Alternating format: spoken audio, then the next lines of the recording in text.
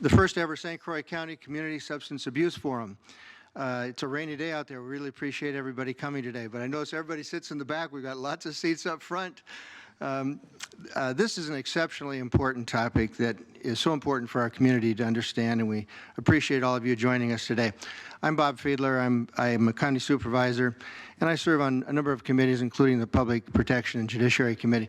I just want to acknowledge Paulette Anderson, who chairs our ADRC, Aging Disability Resource Council in the back, also a county supervisor. And I know Dave Osnes is back there somewhere.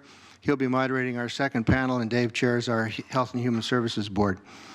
Did I miss anybody? First, a couple of administrative announcements. Please silence cell phones. Restrooms are in the back, right behind this room. One also at the end of the corridor on the right. And there's coffee and nibbles in the back. If you are so inclined, we'll be taking a break in about an hour. We have an opening keynote speaker, Judge Waterman, 3 panels, one that will focus on education, one that will focus on treatment, and one that will focus on prevention. And then we'll have a final closing speaker, and we'll be out of here before noon. We will, if we have the time, after each speaker finishes their remarks, have time for Q&A from the audience. I'll be around with a lavalier mic and ask everybody to use that mic because the program is being recorded. We're lucky to live in St. Croix County. The University of Wisconsin Population Health Institute ranks our county 3rd in overall health in Wisconsin, but that doesn't mean we're immune from the twin scourges of alcohol and substance abuse drugs. 2/3 of adults in St. Croix County use alcohol. About 30% have binge drank. In 2015, we had 13 deaths that were listed as with alcohol as a contributing cause of death. Last year, we had at least 8 overdose deaths. And each year, there are hundreds of alcohol-related arrests and hospitalizations in our county, with nearly 400 drug arrests last year and over 200 hospitalizations for opioid use. The economic cost to our county is astronomical. Over $100 million is the estimate. Nationally, the cost of abuse of tobacco, alcohol, and illicit drugs is estimated at over $740 billion. As it relates to crime, lost work productivity, and health care. Methamphetamine and opioid are probably going to be a lot of the discussion today. Nationally, there are over 70,000 drug overdose deaths last year. About 50,000, just under 50,000 of those were opioid overdoses. Wisconsin ranks about in the middle among all the states in substance abuse. But in this part of the state, meth is the big drug that gives the sheriff fits. And down in the southeastern part of the state, it's opioid abuse. The Twin Cities are a hub of much activity and our distribution center for many of the Mexican cartels. Recently, to address the problem in Duluth Superior, the DEA added a substantial permanent support to its Lake Superior Drug Task Force. Minnesota is saturated in meth. More than 2 tons were confiscated in Minnesota a year ago. 2 tons. So far this year in Minnesota, their U.S. attorneys charged over 100% increase in meth cases and over a 70% increase, almost 80% in heroin cases. We'll later hear about the impact on St. Croix County in terms of seizures and arrests. Finally, the news has been filled in recent days with talk about vaping at all different types of commentary. Vaping is, of course, the use of the mechanical device, battery-powered, that heats a liquid that you insert into it and turns it to a vapor which is inhaled. Many young people particularly are using illicit substances in what they inhale, and it's causing tremendous lung damage that's permanent in many cases. It's caused deaths around the country. We had one of the largest vape drug busts in the nation about a week ago in the Milwaukee area. There had been 16 to 20 hospitalizations reported there the last week in August. But in this drug bust, they literally seized hundreds of thousands of vaping pieces of equipment that were being injected with THC and other unknown substances. So this is a huge problem, and I know our next panel will be talking about the use of it in our schools and the growing increase there. Today's speakers bring an enormous experience and insight into these and many associated problems. with our courts, our jails, our health departments, our social and human services. I want to thank each of them for making time in their very busy schedules to be with us today and for their daily service to St. Croix County. Our opening keynote speaker is the Honorable Michael Waterman of the Circuit Court in St. Croix County. He is also the presiding judge of our treatment court. We're most fortunate to have a judge like Judge Waterman, who brings both a keen legal mind to the task he faces in the courtroom daily, but also he does so, and I've been in his courtroom several times, he does so with creativity, compassion, and civility. Please welcome Judge Waterman.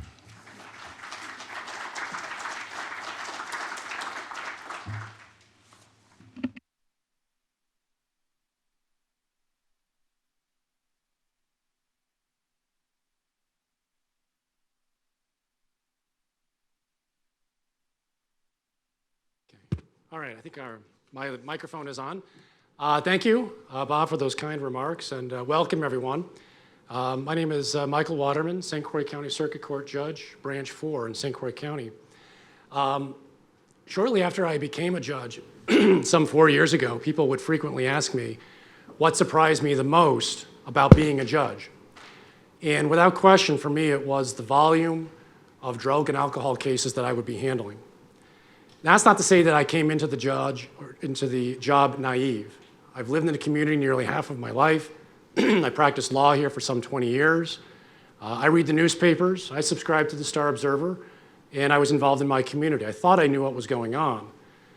But being a judge provides you a unique perspective, and it's a perspective that allows me to see the places where drugs and alcohol rear its heads.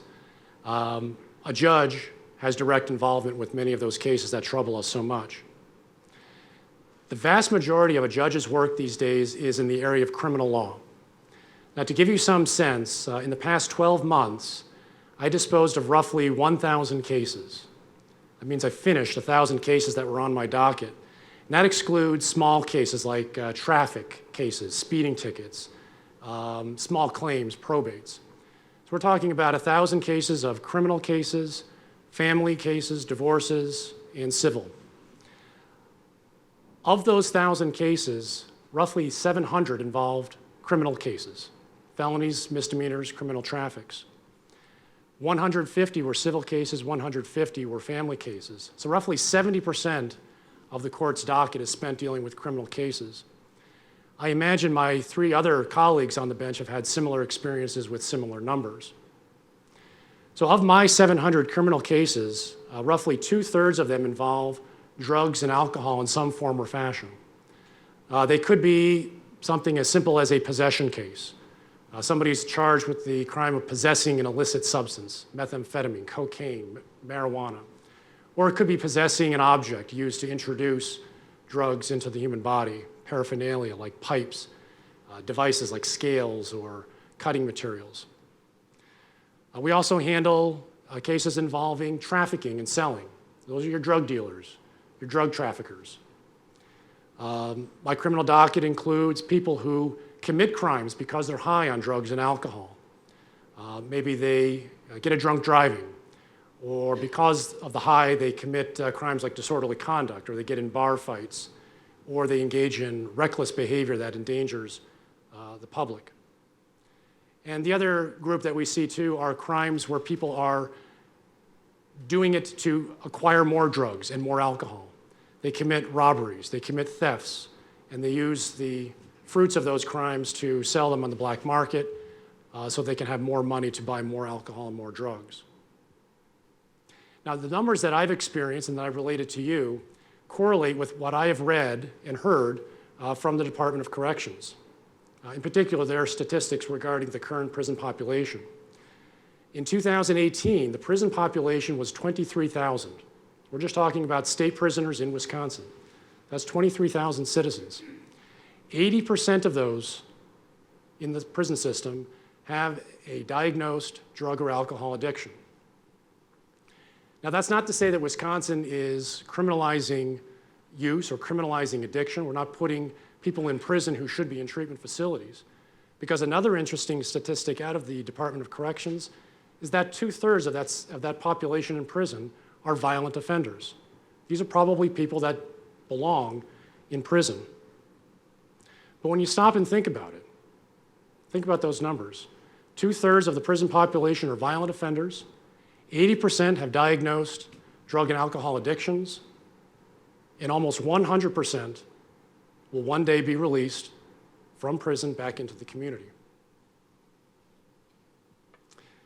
The Department of Corrections does have treatment available in the prison system. Unfortunately, the bed space is far less than the need. My best estimate on the available space currently in the prison system is roughly 600 beds, although I understand the department is doing more to increase those spaces.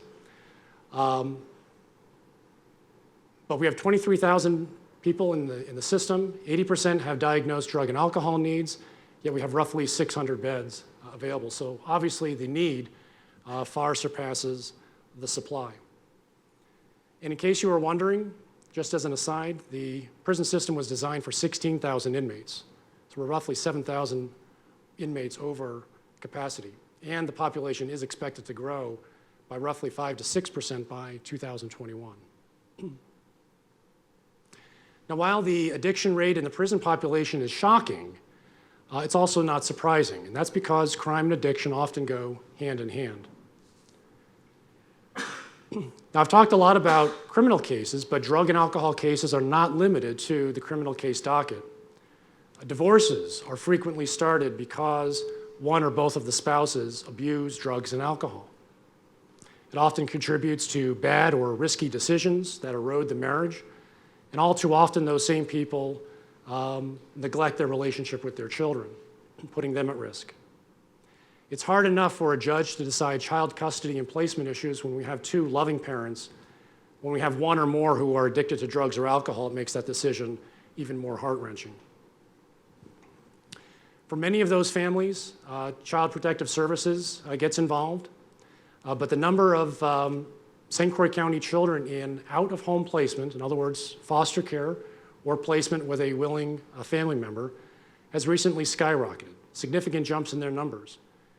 Today, it's my understanding that roughly 55 of our community's children are out-of-home placement, meaning they had to be taken out of their homes and placed with others for that child's safety. The department estimates that 90% of those out-of-home placements involve parents who abuse drugs and alcohol. Because of those numbers, it has become harder and harder to find suitable homes where children can be safe. The foster home population, the foster home roster, is nearly exhausted. Now, I don't mean to paint a gloomy picture. Although the problem with drugs and alcohol is pervasive, there are reasons to be optimistic. Judging by the number of criminal cases that judges handle, law enforcement is making the arrests. District attorneys are prosecuting the cases. Both agencies have specialized resources, such as participation in the St. Croix Valley Drug Task Force, which is a multi-agency, multi-jurisdiction, cooperative law enforcement effort to eradicate drug trafficking in this area. The district attorney's office has a dedicated prosecutor who does nothing but drug cases. There are other innovations. 2 years ago, the county board approved funding for a day report center. That's where persons who are accused of crimes but have not yet been convicted can go and report to ensure sobriety while they're out on bond. The monitoring includes random urinalysis tests or remote alcohol testing. Not only has this program monitored sobriety, it has also held people accountable. It's also helped people break the cycle of addiction and help direct them to treatment services when they're needed. I think it's really too early to say whether there is a definitive causal connection between the Day Report Center and any reductions in crime, but I think the anecdotal evidence is certainly encouraging from what I've seen and from what I've heard from law enforcement officers. And I think it is something that probably should continue to be monitored.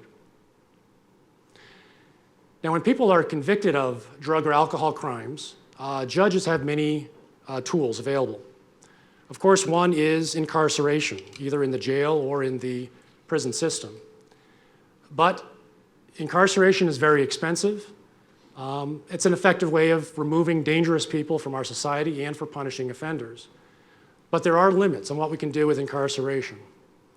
There are more offenders than space available either in the jails or in the prison systems. The prison system is over capacity. Our jail is near capacity. Also, not everyone is going to change their behavior simply because of a term of incarceration or confinement. Many drug or alcohol offenders resume their former lifestyles shortly after release. For some, their behavior is so ingrained that they do not see a connection between their behavior and their incarceration.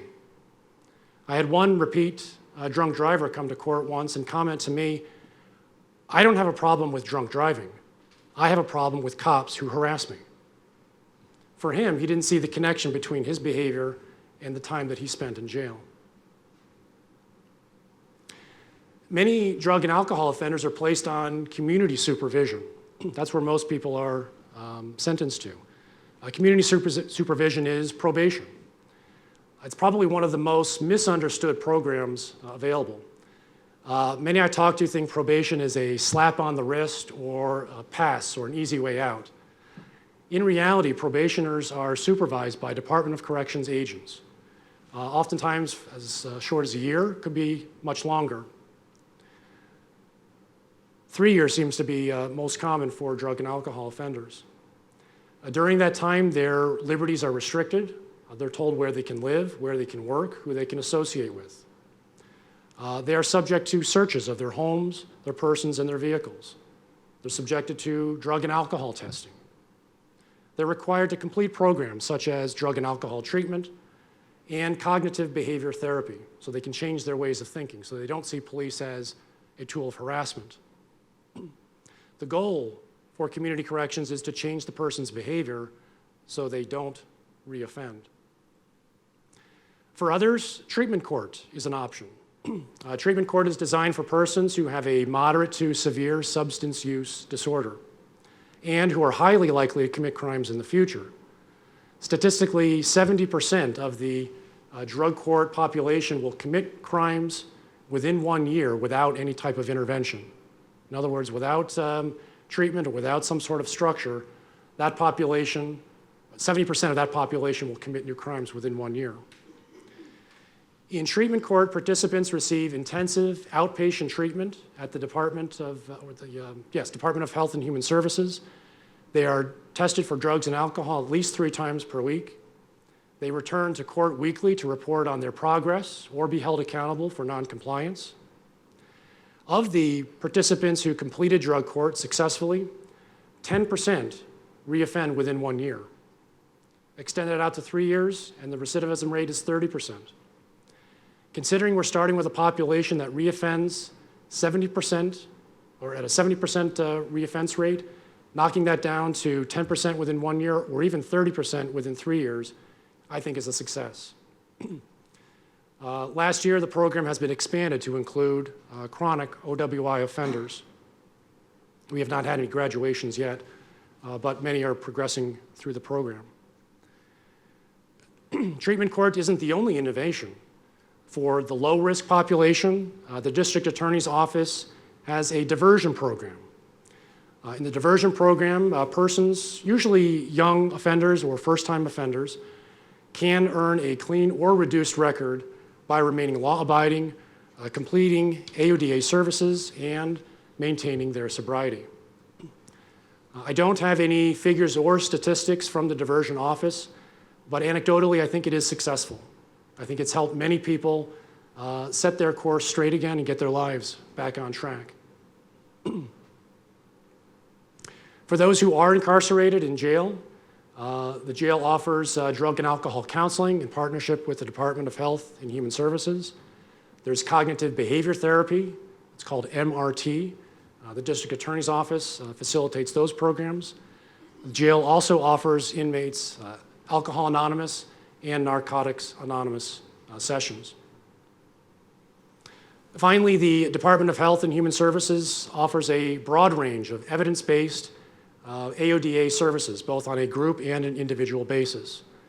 The phrase evidence-based means that its effectiveness is clinically proven. These services are offered to anyone who has a diagnosed drug or alcohol need, not just persons within the criminal justice system. Now, the drug and alcohol problem in our community deserves a strong response, but the response must be larger than just enforcement, corrections, and treatment. These are all reactive responses. And unfortunately, by the time somebody reaches the criminal justice system, their behaviors have become so ingrained that it becomes harder and harder to change that behavior. And I think that's where prevention plays an essential role in our community's response. As the saying goes, an ounce of prevention is worth a pound of cure. Not a single person who's ever appeared in my court set out to get hooked on drugs and alcohol. Most of those persons started at a very young age, when they're most impressionable. All of them never wished it happened. But at some point in their lives, there was an event where drugs or alcohol, or both, were introduced. And sometimes it's by a friend, sometimes it's by a sibling, sometimes it's even by a parent. And we as a community need to take ownership of the preventative piece and make responsible choices for ourselves, for our families, and for our neighbors. And I realize that prevention is not easy, especially today when alcohol is seen as a socially accepted rite of passage. Marijuana is promoted by some as a safe and responsible alternative to alcohol. And when getting high is now called recreation, as if it were just like any other leisurely pursuit. So the challenges are out there. I sincerely appreciate Supervisor Fiedler putting together this seminar. I think it's an excellent opportunity to have a good conversation. My talk is just chapter 1 in your discussion today. Hopefully I set the stage to a thorough and robust discussion.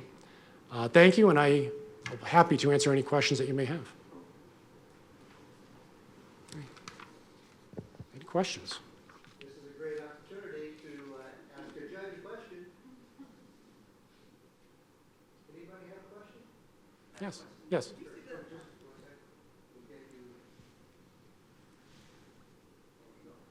I don't know if anyone else saw the 60 Minutes program on Sunday evening about the fentanyl problem.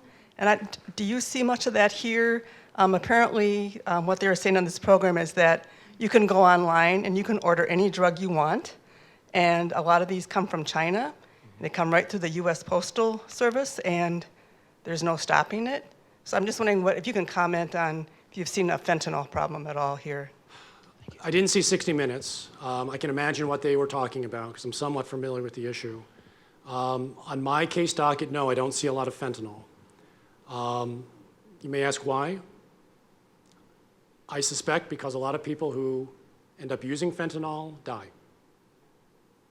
Fentanyl is an incredibly powerful chemical. And fortunately, we don't have a lot of opiate use in this area. But in the southeastern part of the state, it's much more prevalent. Opiates are bad enough, and once you introduce something like fentanyl, which is introduced in any varying quantity, it can create havoc with the human body and their system, and I think a lot of people end up overdosing.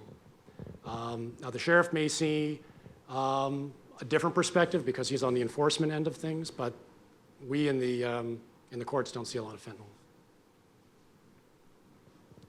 Any other questions? Are there any other questions? Yes, ma'am.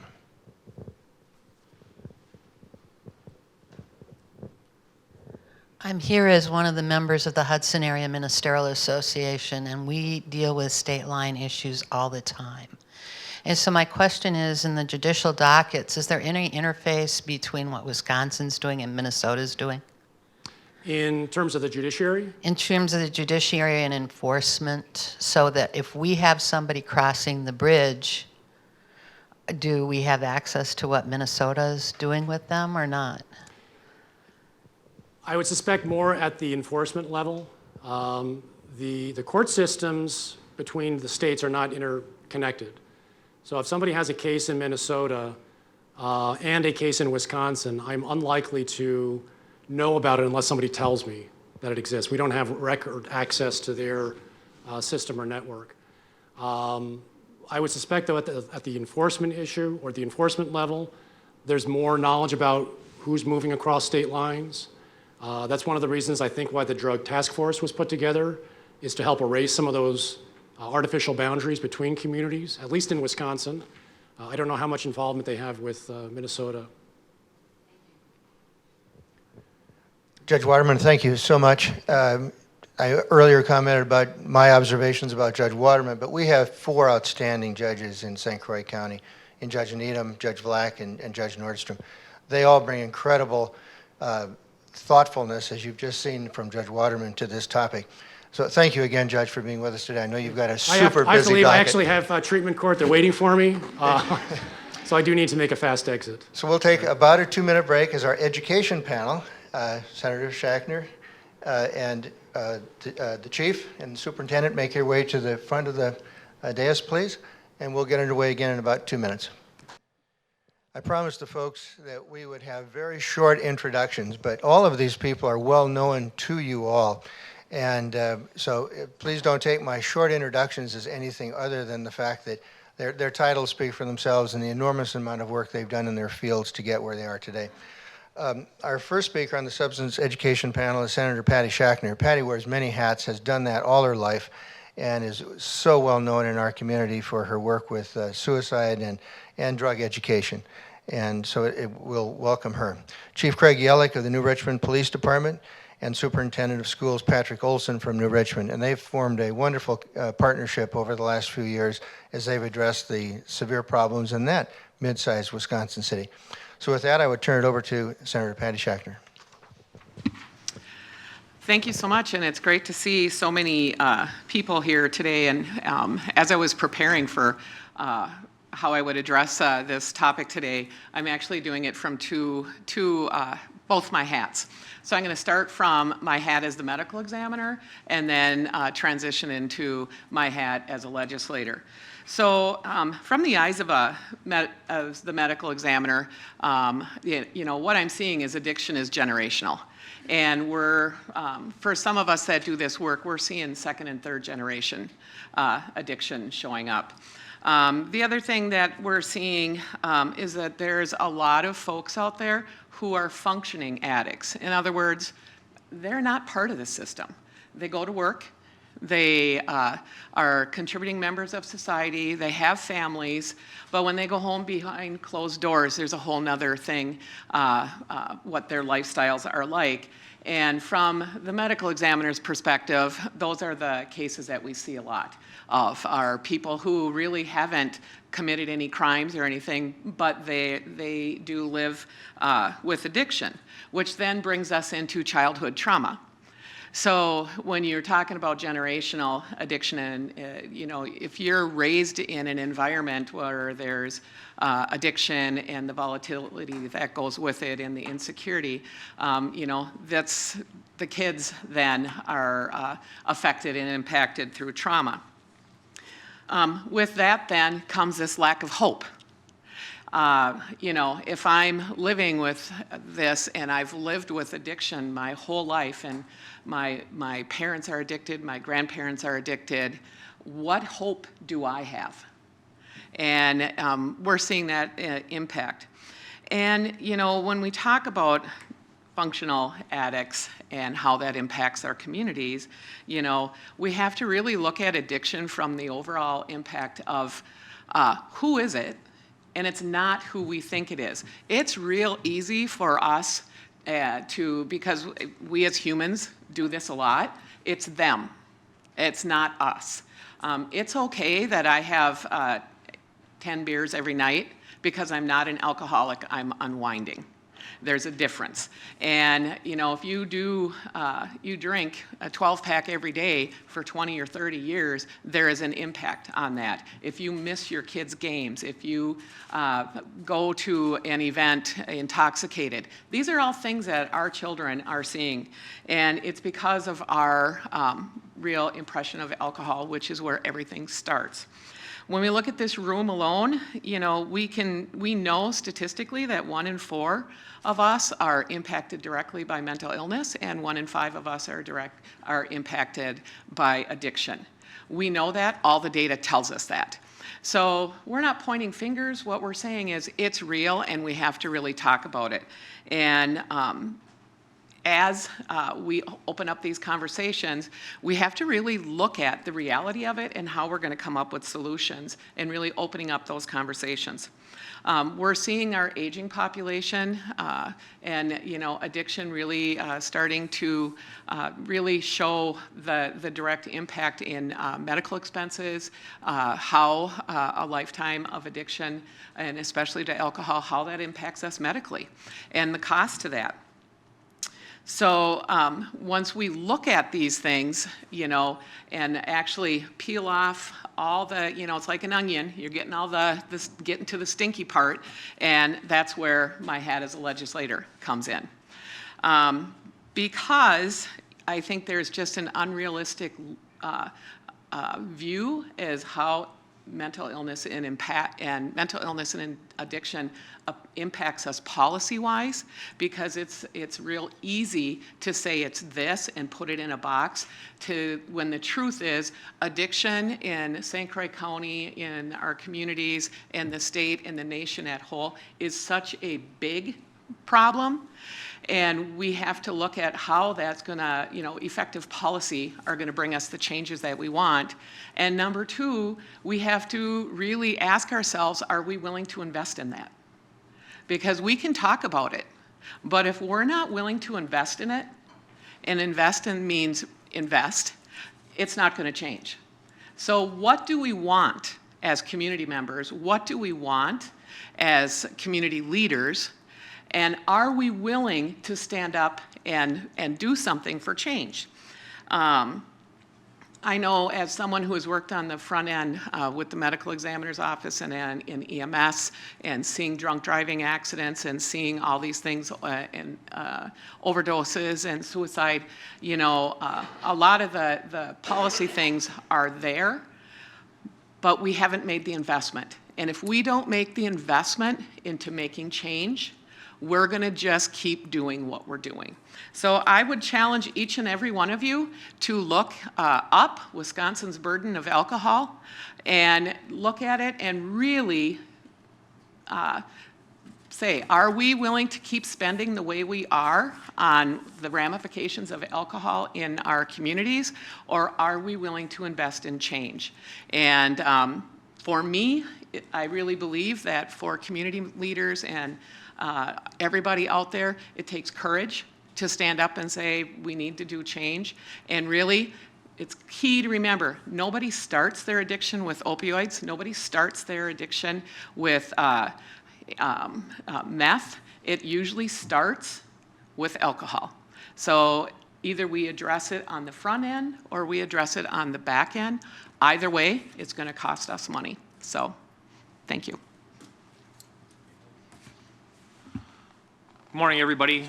Craig Yalick, Chief of Police for the City of Richmond, and thanks for the segue there. And kind of reflecting on Judge Waterman's comments too, with the prevention and education, I think that for those that don't know me, I've been the Chief of Police now for a little over 3 years for the City of Richmond. Been with them for over 20 years as a police officer. One of the first things that I did when I became chief is I started politicking for a drug educator and a drug officer within our office. We didn't have that. We didn't have a presence at the St. Croix Valley Drug Task Force with the sheriff, and I thought that needed to be a priority. From my days on patrol, I knew that we had issues. So that's one of the first things that we were able to get through. We added a new position with the drug task force member, became a full-time department with that group.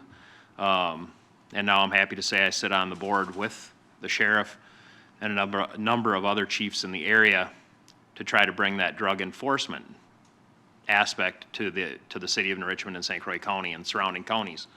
One of my mantras the second I took over is an educated community is a safe community.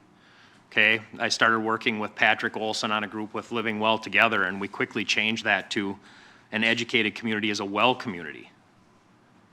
And this group that Patrick and I work together with, Living Well Together, is kind of going to be a flagship, we think, for other municipalities within the state, and we'll get into that here in a little while. But the I think St. Croix County and the city of Richmond are now doing a really good job on the enforcement. Judge Waterman echoed that.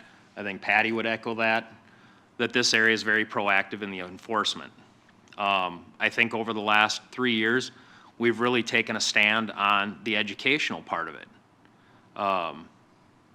You know, Judge Waterman talked about the prevention and education part of it. We're now doing that. The sheriff who's present is the head of our drug task force, and he allowed now our drug task force members to do educational incentives underneath that grant and underneath those types of monies. So our drug investigator from Richmond has been going in for the last 2 years speaking in health classes. He's been going and speaking in schools. He's met with our ministerial team. He does one-on-one personal conversations with parents who just don't know what they're looking for. Drugs have changed a lot in the last 20 years. And not to age or date anybody in the room, but things have changed since I was in high school and what a drug deal looks like. Okay, as I sit in front of you today, I've got some items of drug paraphernalia, and I don't know if anybody's picked up on them yet. Okay, people don't know what they're looking for today, and we have to educate them. We started a program in New Richmond called Hiding in Plain Sight. It's gone through all the other agencies now. St. Croix County, Hudson have picked up on it. Hudson actually bought a trailer now full of Hiding in Plain Sight memorabilia. Okay, a simple water bottle on your kid's desk, you're thinking, woohoo, my son or daughter is drinking water instead of a Monster Energy drink. Okay, but in realistic, we take it apart and it's a hiding place for whatever they want to put in there. Okay, cops are seeing it now sitting in cup holders in cars. How many of those have we missed over the years? If we don't know what we're looking for as parents, as educators, as police officers, we just don't know. Okay, we might have some concerns about a Monster Energy drink, but again, it's a hiding place for our children to hide things from our parents or their siblings. These were both purchased locally in New Richmond. This stuff is readily available in all our communities. And if it's not, it's on the internet. And you don't have to be 18 or 21 to order a Monster Energy hiding place. They come in Red Bull. Our educators needed to understand that a drug deal is, hey, can I buy that Monster from you for $5? It can happen right in front of our district administrator or any teacher if they don't know what they're looking for. So we've been really working on the educational aspect with our parents, with our schools. We've been asked to come in and give those presentations at area businesses, the hospital, because people just unfortunately don't understand the drug culture and where people are hiding and concealing their drugs. So hopefully that was educational. I brought some other items we can talk at a break, but this hat has a secret zipper inside to hide drugs. Go through your kids' backpacks. They're making deodorant that just comes out. It's even got a little pad on there to help it stay in. There's some that come out the bottom. There's chapstick containers. There's pens and pencils that hide pills, and it's everywhere. And all that stuff was purchased locally in Richmond. Some of the other things that we're doing is we're offering our officers educational opportunities. New Richmond Police Department's one of the agencies in St. Croix County, along with the Sheriff's Department, Hudson Police Department, and most of the other agencies that are carrying Narcan on their person. Okay? Mine looks like terrible, but it's in a pocket down here that I carry with me everywhere I go. And some people think that that's for public safety, which it is, but it's also with the fentanyl, which is very deadly, as Judge Waterman explained. Our officers need that education because we may have to administer this to ourselves. because by the time EMS gets there, it might be too late. So all our officers now, most officers in St. Croix County are having to carry Narcan on their person because we don't have time to go get it from our car to administer it. I believe Hudson's had a number of saves with Narcan. St. Croix County Sheriff's Department's had a number of saves. New Richmond's had some saves. So it's here. They're being used. I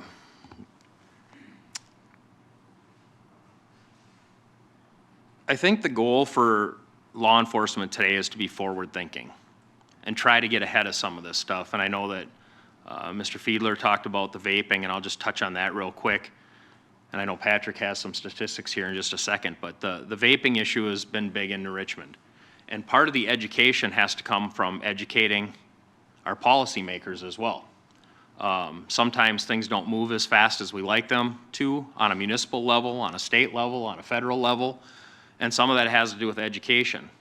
You know, we see how harmless, if you will, vaping is portrayed on TV commercials and things like that, and I'm hoping that's changing as the conversations continue, as we've seen in the last couple weeks. However, you know, for some, the damage is done. And I think most people understand that it's too early in time to tell what the ultimate issues are going to be 15, 20 years down the road, but we're starting to see that young people are being affected and their lungs with this vaping issue. And on that forward-thinking path, you know, the school district in Richmond and I entered probably pushing 2 years ago into conversations about how we're going to address this on school property, because it didn't fall under tobacco ordinances and things like that, because we don't know what's in it. There's no real good way to test for nicotine, to write somebody a citation to or to do enforcement action. So we ended up banning in New Richmond vaping products on school property, but it took probably 5 or 6 months of education with our policymakers to get that done, because they weren't seeing the difference between that and smoking or that and tobacco use. The issue is we don't know what's in those vaping devices. Is it CBD oils? Is it THC oils? Is it nicotine? Is it something else? So working with the school district, we implemented a no vaping device policy on school property. It doesn't matter if you're 14 or 90, you can't have them on the property. So I guess that's kind of what I had initially. On that note, I'll turn it over to Patrick. Good morning. First, I want to thank Supervisor Fiedler for the invitation. My name is Patrick Olson. I'm the superintendent in New Richmond School District. I'm completing my 5th year in the district, and I want to say thank you for the partnerships. There's a variety of faces in the room that we do partner. I guess I would break down this topic in 3 different forms: education, prevention, and relationships. And Chief Yalick, myself, Sheriff Knutson, Senator Schachner, and St. Croix County Health Services, and many more have all partnered to try to combat these issues that are affecting our communities. I have the privilege to serve the New Richmond community. I also serve on the Westfields Board and also the CC Substance Abuse Subcommittee for the county. And those are sole purposes of to provide me education and provide resources for our district and our families on how we can combat these issues. I'm going to focus on those 3 topics as far as education, prevention, and relationship. And I first want to just provide some stats, basically from the state of Wisconsin and also throughout the United States. I will also share some local data with you, but just keep in mind that these are throughout the U.S. and the state. More kids are actually testing positive for THC than nicotine, according to vaping experts. And I know a lot of you expressed some vaping interest today. Recent media coverage has outlined the problem and epidemic that this is creating. Students are buying more items online. Chief Yalick certainly educated myself and our staff. Last year, we had conferences, parent-teacher conferences that many of you have attended with your child, and we had a drug room in our high school.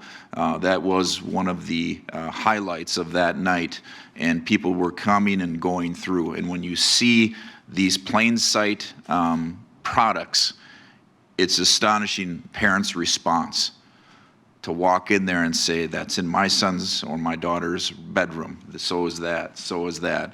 And it was just a very useful educational tool.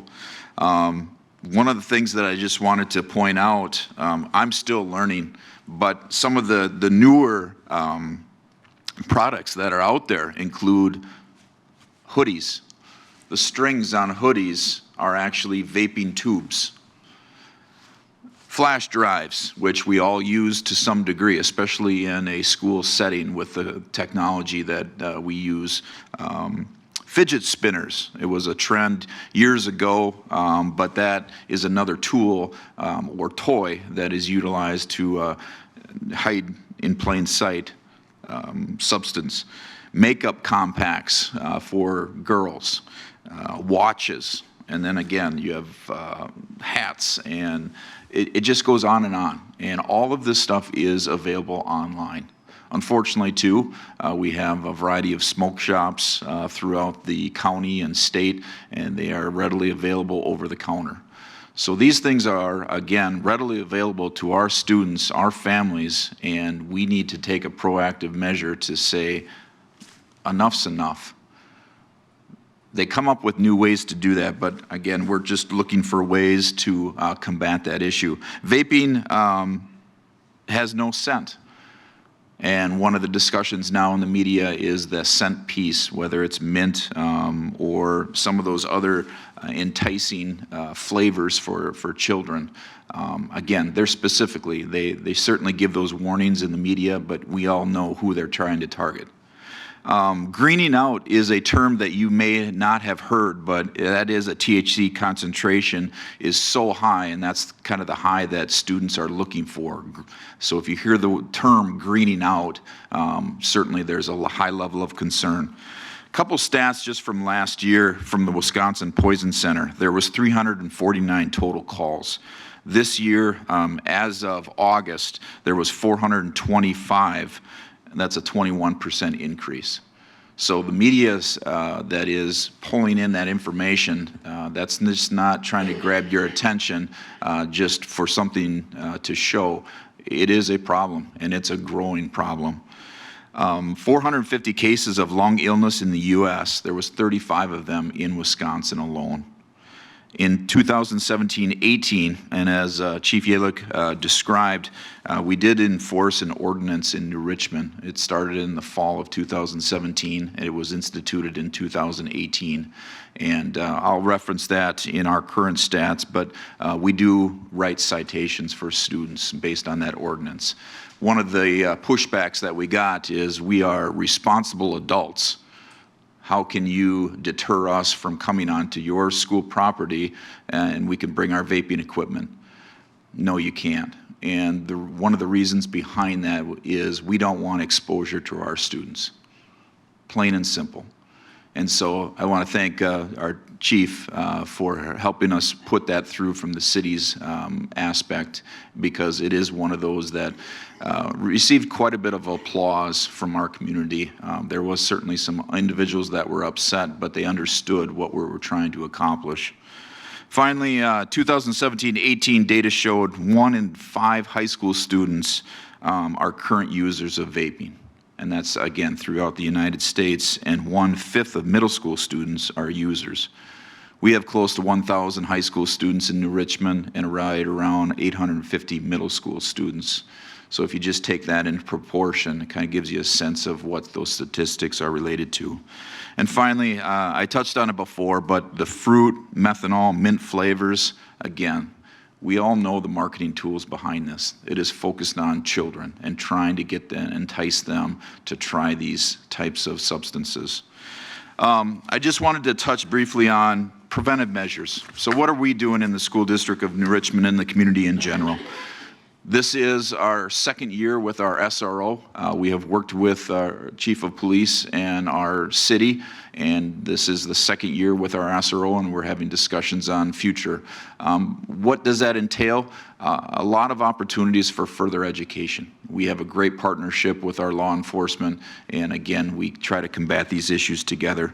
There's a variety of grants that are out there. We're fortunate to work with the county, and I know you will be talking with the AODA. We have a variety of grants that we've applied for and used those funds to help combat and provide education in our schools, both at the middle school and high school. We've had specific education last year in the middle school and high school just on vaping, whether it's through our SRO, the Drug Task Force, or just in our general curriculum through physical education and health. So again, the AODA, if you hear that term, certainly the funds that provides the school district are very important. Staff presentations and resources, as I mentioned, are a huge aspect for us to provide education, because again, our teachers, when they see this, yes, we provide and also allow students to walk around with water bottles. I mean, it's a healthy habit, but again, it's one of those concealment pieces that we have to be aware of. A lot of our education obviously is with students and parents, and there's a sole purpose also with parents to make them aware of the effects. And I think we're hearing it through the media of what the effects vaping certainly has on us. We're also very fortunate in New Richmond to have Katie and Storm, which is our K-9 unit. Craig Yalick worked very diligently to provide a K-9 unit, and just some stats with that. Katie and Storm go through our school almost on a monthly basis. There is a presence in our parking lots twice a month in different corridors in cooperation with our SRO. So from a prevention model, certainly the visibility of law enforcement does deter students to bring that type of substance. As an educator, former teacher, principal, and now a superintendent, yes, there is a level of fear that we try to make sure that people are aware that we do not. 99% of our students don't bring any substance on our district property. We need to protect them. And for that 1% that do bring it, we are going to enforce and cite for those experiences, and hopefully again understand that this is a learning experience and that they take those experiences and grow from them. We also have a safety tip line to the school district. We have that for a variety of purposes, but again, we have an opportunity for students, staff. You go on our website, any one of you could actually provide a tip for us that we then look into. So those are just some preventative natures that we have within our school district. If I was to classify the top issues within our district, vaping would be number one, marijuana is number two, and opioid is number three. Roughly last year we had about 36 citations total. So just to give you a frame of reference, and again, I think any administrator would sit up here and say, yes, we know that it's in our schools to some degree. We take great pride in what we do to provide the safest environment possible, and all those things that I talked about to provide as preventive measures. But once again, we're not naive to think that it's not there. So we need to be proactive. We need to work with our resources and combat these issues together. Finally, I just want to speak on, again, the resources that are out there. As I stated, I'm on the Westfields board in New Richmond. It provides us with valuable resources to provide our staff, families, presentations. The Living Well group has certainly been a very positive and proactive group within our community. I've worked with Senator Schachter on many levels, and again, couldn't thank her enough for all the insight. One thing that has always stuck out to me in a presentation roughly probably 4 years ago was alcohol is the gatekeeper drug. And I really want to impress upon you that there is so much fact behind that. if you look at the issues that we're talking about, it has to start somewhere. So I encourage you, when Senator Schachner talks about the gateway drug of alcohol, please keep that in mind, because those are the preventative natures that we can take to help protect our kids. Thank you. Senator Schachner. I just wanted to add, I visited all of the school districts in District 10, and vaping came up at every single school district. But the primary issue is school districts would do searches at the schools, and they would, confiscate vaping tools from the students. The people who called back that wanted their kids to get their vaping tools back were the parents. So that's an issue. In Wisconsin, you can be under the age of 18 and buy the vaping tool. We had hearings and tried to write legislation on that, but it did not go forward. For you, really calling your legislators and saying, we want the tools behind the counter.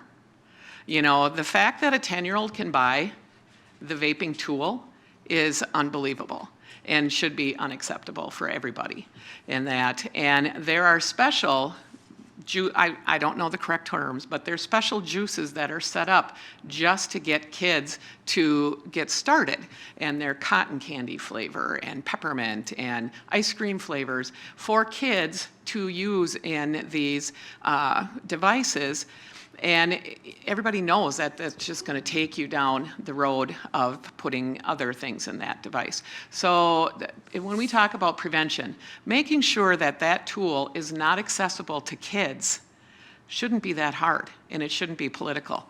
Just put it behind the counter, because kids aren't going to ask for that when it's behind the counter. So, there are simple prevention things we can do, and we need to just do them. And I guess if I might add along Patty's is prevention starts in the home. Wisconsin, I believe, is number 2 in drug take-back programs in the nation, behind Texas, last I checked. Texas is quite a bit bigger than Wisconsin. So for us to be in the same league as them with our drug take-back, we have a very proactive drug take-back program in St. Croix County. I think all agencies in St. Croix County have, including the Sheriff's Department in the lobby downstairs, have a drug take-back box. We have one in the city in Richmond. Take advantage of that. And when I was doing investigations myself, one of the things that I kind of found alarming was how many people, especially young people, got their drugs from grandma and grandpa's medicine cabinet or mom and dad's medicine cabinet. Make sure you're disposing those properly, keeping them out of the hands of children. I recall one person I talked to, they had a name for it, called it a Skittle party, where they would all bring drugs, dump them into a bowl, and just pick whatever. If you don't have cancer, I can't believe that chemotherapy type medicine is good for you. And that's what our kids are doing, is we have to keep these opiates out of the hands of our children, and that starts in the house with locking them up. Hudson Police Department provided me this for today's topic. Just so happens I know a board member at Westfields, and we're in talks about getting these. Apparently Hudson Hospital provides these to the Hudson Police Department, and basically what it is, it's a combination lock with a pill bottle lid on it that you could put this on a single pill bottle, and it's got a combination lock, or you can put all your medications inside. Is this going to stop somebody that really, really wants to get in there? Probably not. However, you're probably going to have a red flag that somebody was in there if it's been tampered with or broken. So that's another program, again, being preventative, networking, talking with other agencies. How are you doing this? And I think that's one of the great things about St. Croix County is we have a very close-knit group of chiefs. We talk regularly, we meet regularly, and these are the things that come out of it. So it's looking for those underlying issues. Patrick talked about some of the statistics. with citations and we certainly don't want to be a school to prison program. We're looking for underlying issues, alternate forms of enforcement, different ways to help educate, to really make sure that the kids in our community have second chances, understand what they're doing and how it's affecting not just themselves, but those around them. So I think, as Patrick talked about, it's not just straight to the citation or straight to jail for these things. You bring opiates to school, chances are it's going to be a straight to jail thing. However, we are trying to do those proactive models of letting them know that the canine's coming. Okay, it might not be today, but it might be today. So kind of the mantra is don't bring this stuff onto our school properties to start with. And then we're also working on the educational aspect to make sure that they're not doing it at home or anywhere else. So, thank you. We have about 7 minutes before this panel concludes. Are there questions from the audience? Ma'am. And as I walk over to her, I just want to observe, isn't it wonderful, the obvious dedication we have from these three folks and the partnerships that they've formed? We are unique in St. Croix County.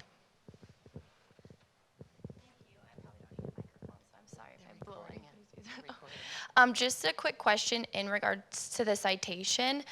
What process did it take for you to have that citation in place? Or as a school board or a superintendent, did you just make that call? Or what was the process to get that in place?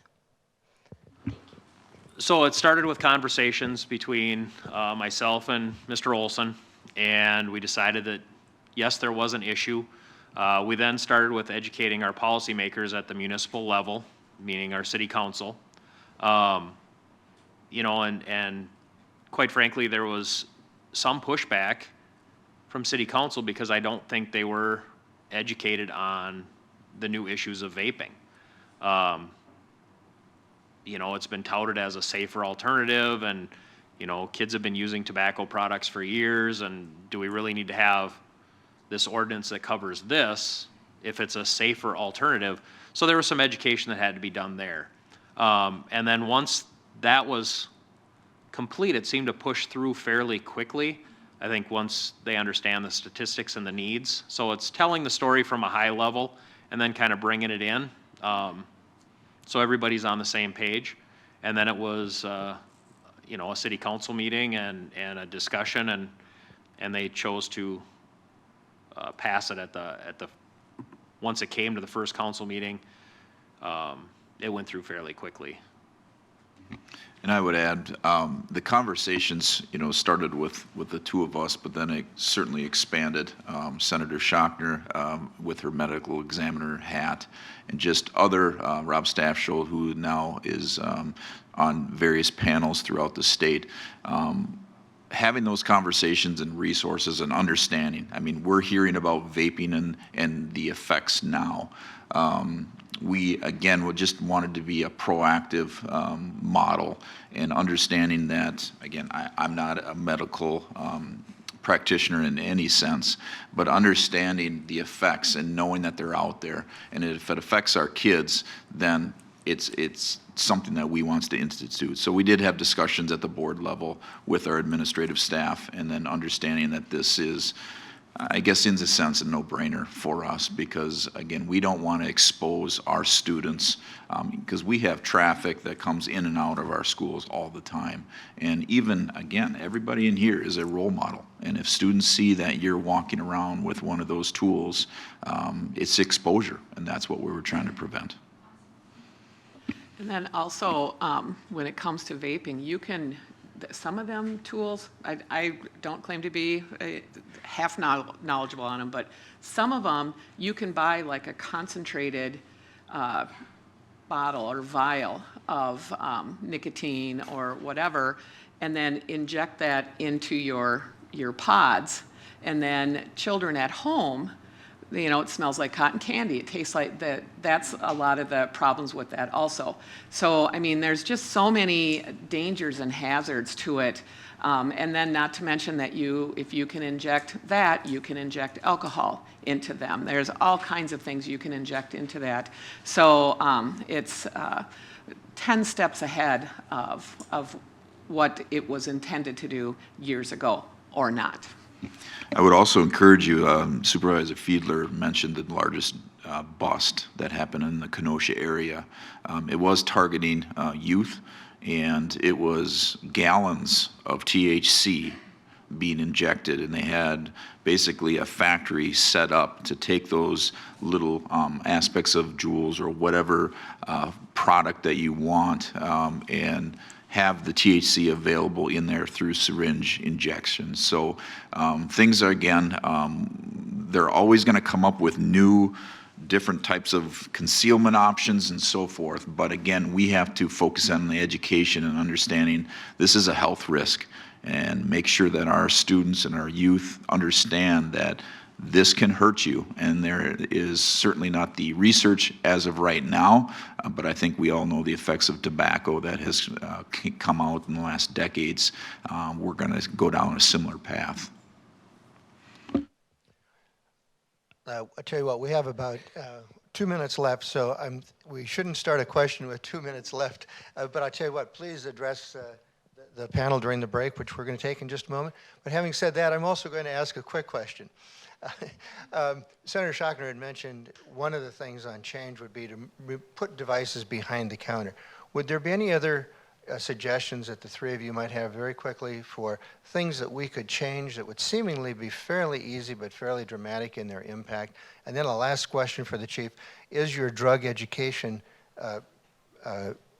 person available to come to, if groups would like that person to come to them to assist them in some form of education about drugs? So first of all, the change question. Any other suggestions on that? I think anytime you talk about change, you have to start at the very ground level. And I think, just really informing people that, here's a pod, here's the chemicals that are in it, here's what those chemicals actually are. Would you put this in your body knowing it? Most people would say no. And so I think we have to start at the basic level. Putting the devices behind the counter should be fairly easy, but educating people as what is in them is going to be a little more difficult. And I think too, I know there's municipalities out there that are looking at different ordinances. We've seen some places over in Minnesota go with, 21 to be able to purchase it, and they're making that a local ordinance. I think some of those ideas, I think if they gain traction, can also put some heat on our legislators, that if municipalities are doing this and it's effective and we're seeing that change, perhaps that helps their argument down the road. So I think working together on stuff like that. We always hear the negatives of having islands of enforcement, if you will, where it's technically legal here but illegal in the next town over. Gets confusing for some. It makes enforcement a little bit more difficult. So I think that those are conversations we have as either a county and ultimately as a state to make sure that that change is facilitated. I would just add accountability. As parents, I saw some of your reactions were the same as mine when those parents call and say, well, my son or daughter paid good money for that device. Can I please get it back? I'm speechless. I don't know what to say. Or administrators don't know what to say. So I'd encourage you as parents, grandparents, aunts, uncles, when you see that child with that device, and if they tell you, well, that's fine, I'm not using THC or I'm not even using nicotine, I'm just using the vape, there's a reality that needs to set in. Hold them accountable. Don't allow them access to that. And I encourage you, as adults, when you see it, call them on it. Again, I want to thank you for the opportunity. And thank you, panel. You've been wonderful. I think we've all been educated, and let's show our appreciation to this panel.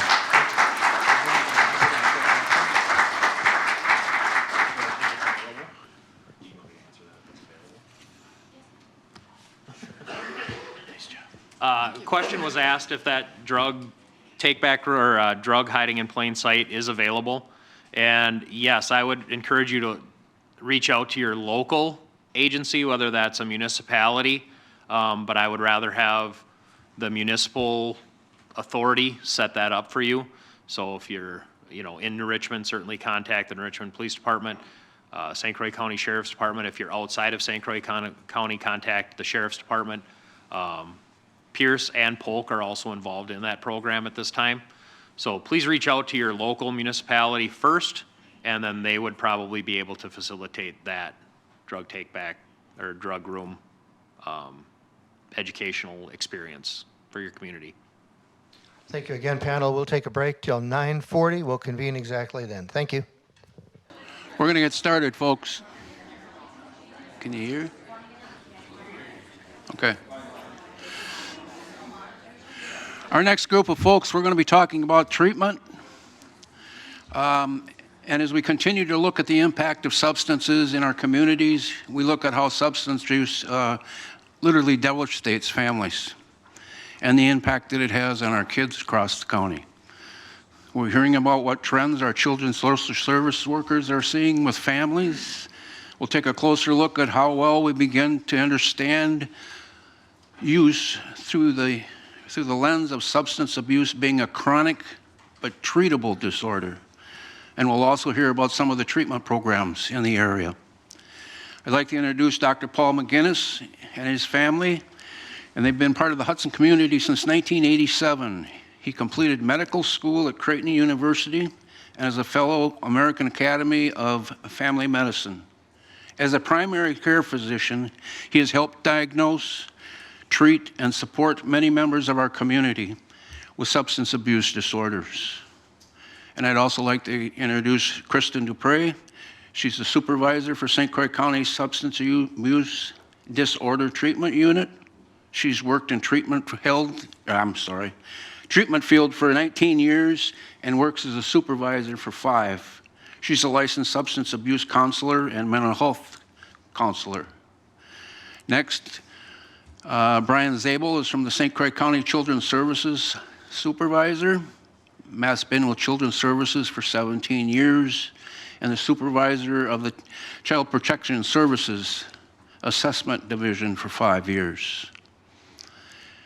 And then we have Brian Bartlett, who is the manager of the Programs for Change at both Hudson and Westfield hospitals and has been working with Programs for Change for 10 years. He's a licensed substance abuse counselor and mental health counselor. And we'll start it off with the good doctor.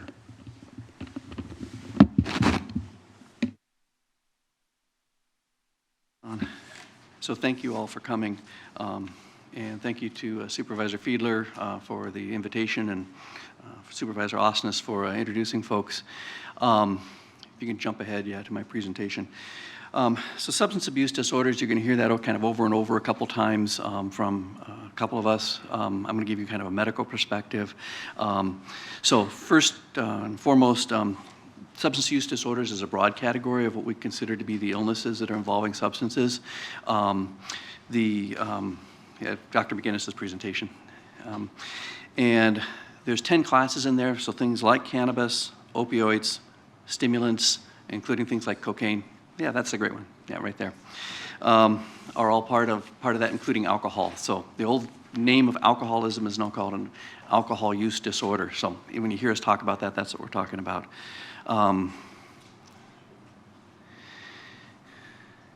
Here we go.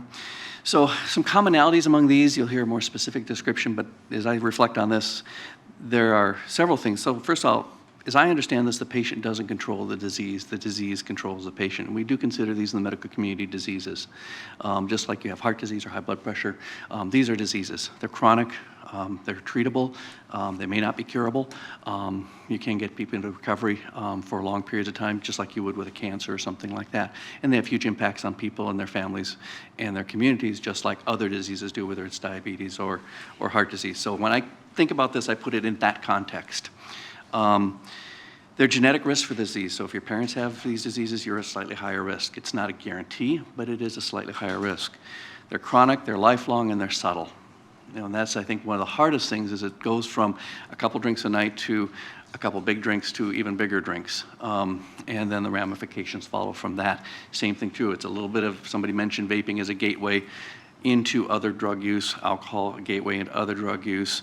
There's a variety of these things. So who's going to enter and cross over that gateway may be different from one person to the next, and that's the hard part. Relapse is common. So just like, again, cancers or other things, people do relapse with this, and they have to get back on that bandwagon, and this is common and often to be expected. Hopefully people don't have that, but we have to be prepared for it as providers, as people who treat and people who care for those who are struggling with these, or people who are dealing with these illnesses, that's always around the corner. Assistance is needed to achieve and maintain sobriety, with a rare exception. I have almost never met anybody who did this all on their own. This is not something you bootstrap yourself out of. You need assistance. It's your family, it's your community, it's your friends, it's treatment programs, it's individual counseling, it's group counseling. All of those have efficacy that's similar to any type of pill that I may choose to use with a patient, and in fact, in many cases, exceeds the efficacy of those. So those are really important, I think, tenets to understand about these disorders.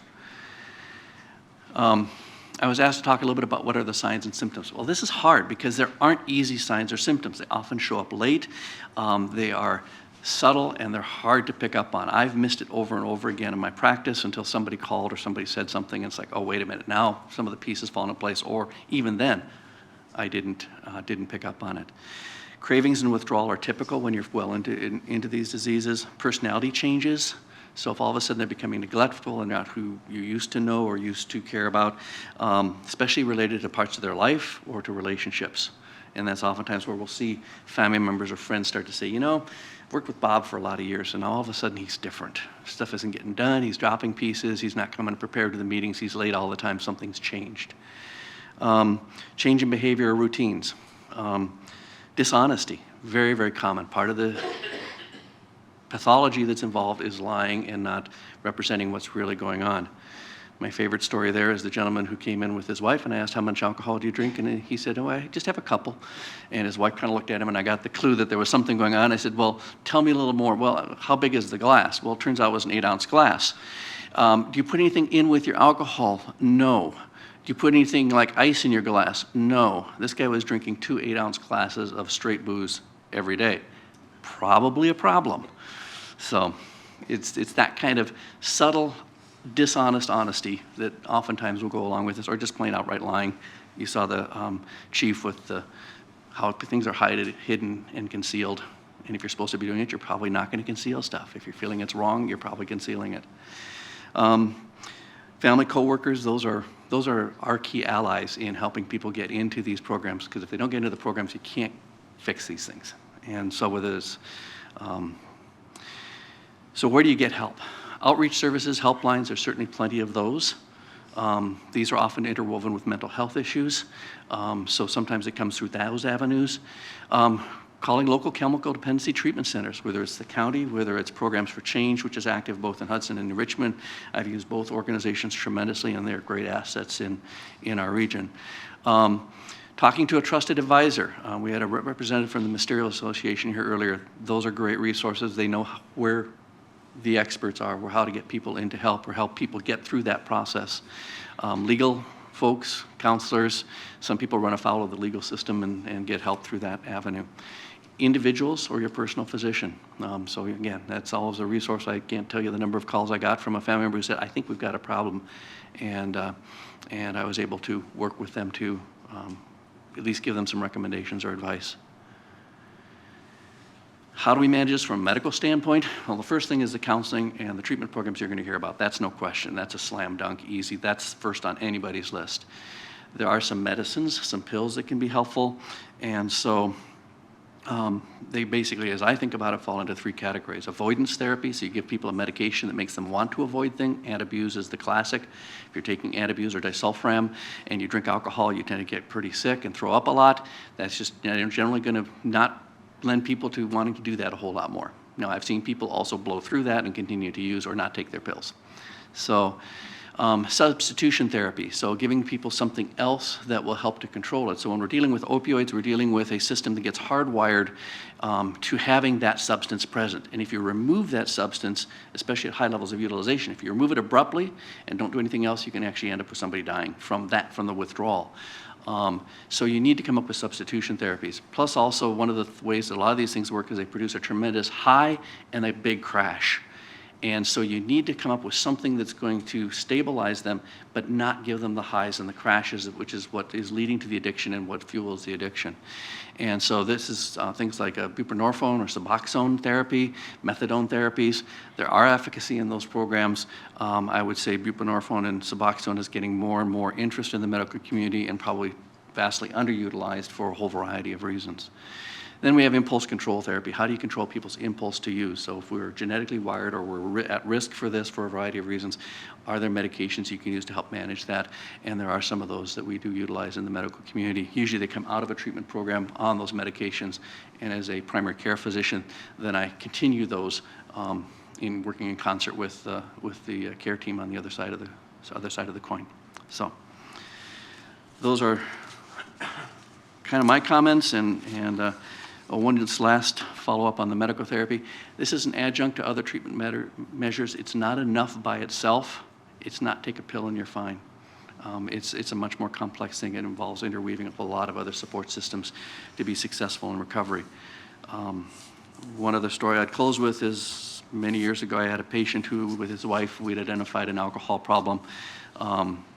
6 years later, he walked in and gave me his 6-year recovery coin from his sobriety program. That still means a tremendous amount to me. And he talked about the importance of that conversation, saying, this is a disease. If you don't do something about it, it's going to kill you. It's like your high blood pressure, like your heart disease, like whatever else. You got to get it treated, and this is how you do that. And it made a huge difference for he and especially for his family.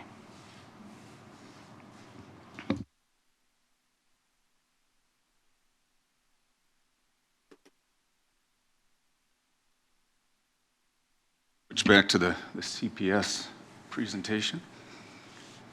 All right. Well, good morning, everyone, and thank you, Supervisor Awesomeness, for the introduction. I'm going to continue the discussion of substance abuse, but specifically through a child protection perspective here. We'll start out with some context. So far in 2019, we've had 874 reports of maltreatment. Of those reports, we've seen 274 involving some kind of substance abuse or use. I should point out that substance presence in and of itself is not maltreatment. It is, however, a detail that we thought it important to start to track and just see how prevalent it was just in the reporting process. You'll see that it's about 30% of a prevalence rate there, and you're probably thinking that's not real significant.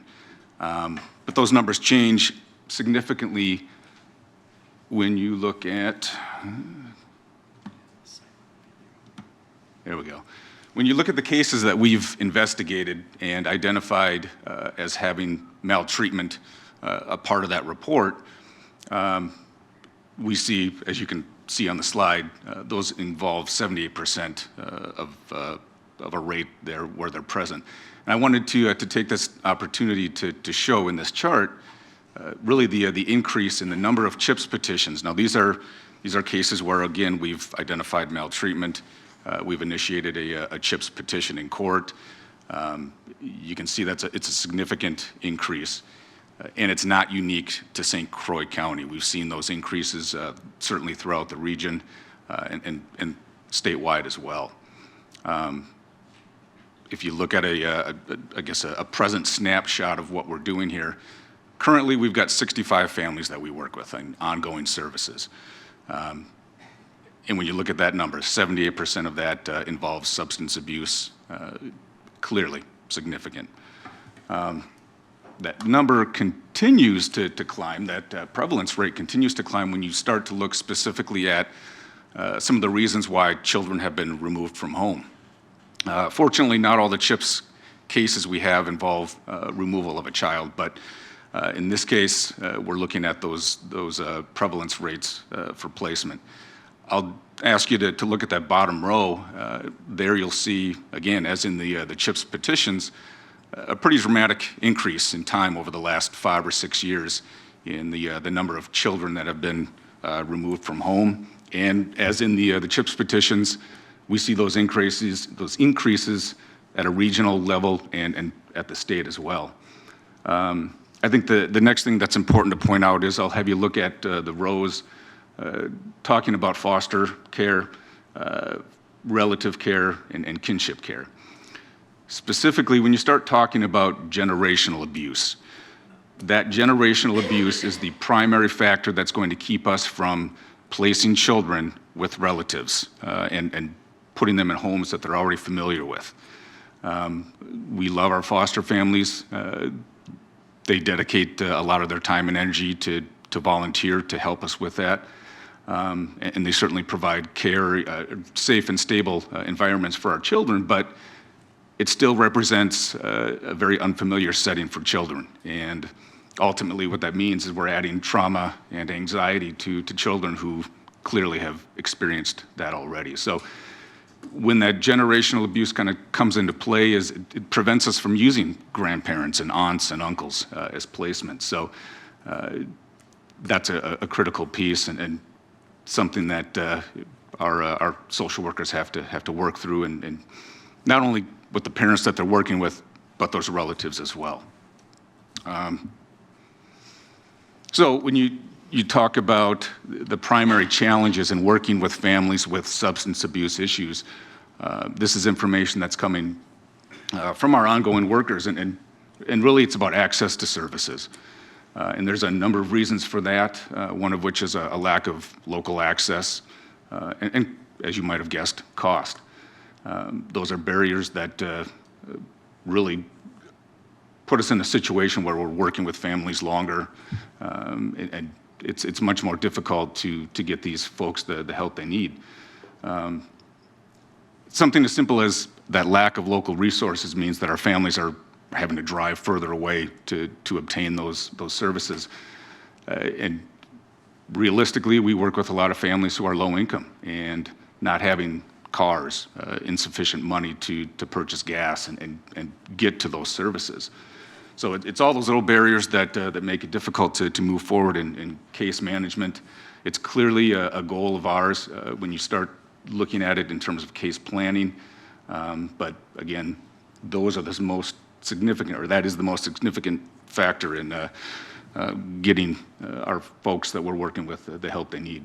So when you look at the impact of this lack of access, you start to see, well, the parents that we work with are going to have continued health and legal problems. That should be pretty obvious. But it also means that they're working with us for longer periods of time. The extended length of a CHIPS dispositional order, that's essentially what that means.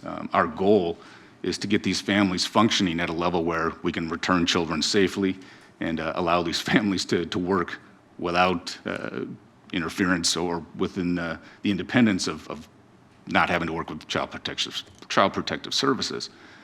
But I think the most significant impact is the fact that when these parents can't get the care they need, these children linger in foster placement longer than they need to be. We want to get these kids back at home, but if we can't get changes to take place within that family home, we have to wait, and children suffer as a consequence. So what have we done as an agency to respond to this? So from an intervention standpoint, Health and Human Services, through the work of our leadership team and with the support of the county administrator and the county board, we've been able to add staff in several critical areas. As you can see, initial assessment and ongoing CPS. Those are the folks that we've been able to add positions. They can therefore meet that demanding case volume here. The foster care coordinator, we've added another coordinator there. That's going to allow us to improve our efforts of recruitment, to license more families and complete those licenses in a more timely fashion.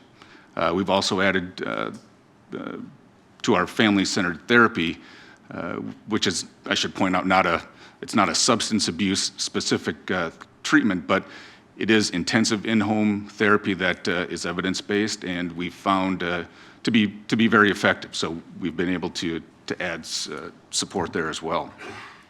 When you look at prevention, the most significant recent prevention effort is We've applied Health and Human Services in partnership with Polk County, Pierce County, and several private entities in the area to apply for what you can see, $500,000 a year for 5 years, which is a significant amount of money. There's a lot of verbiage there, but in summary, what you're looking at is it's a partnership between the county agencies, the private entities, to try to come up with a continuum of services that's ultimately going to prevent families from reaching Child Protective Services. We don't know the outcome of that grant. We're still keeping our fingers crossed, but it'll certainly help in this matter.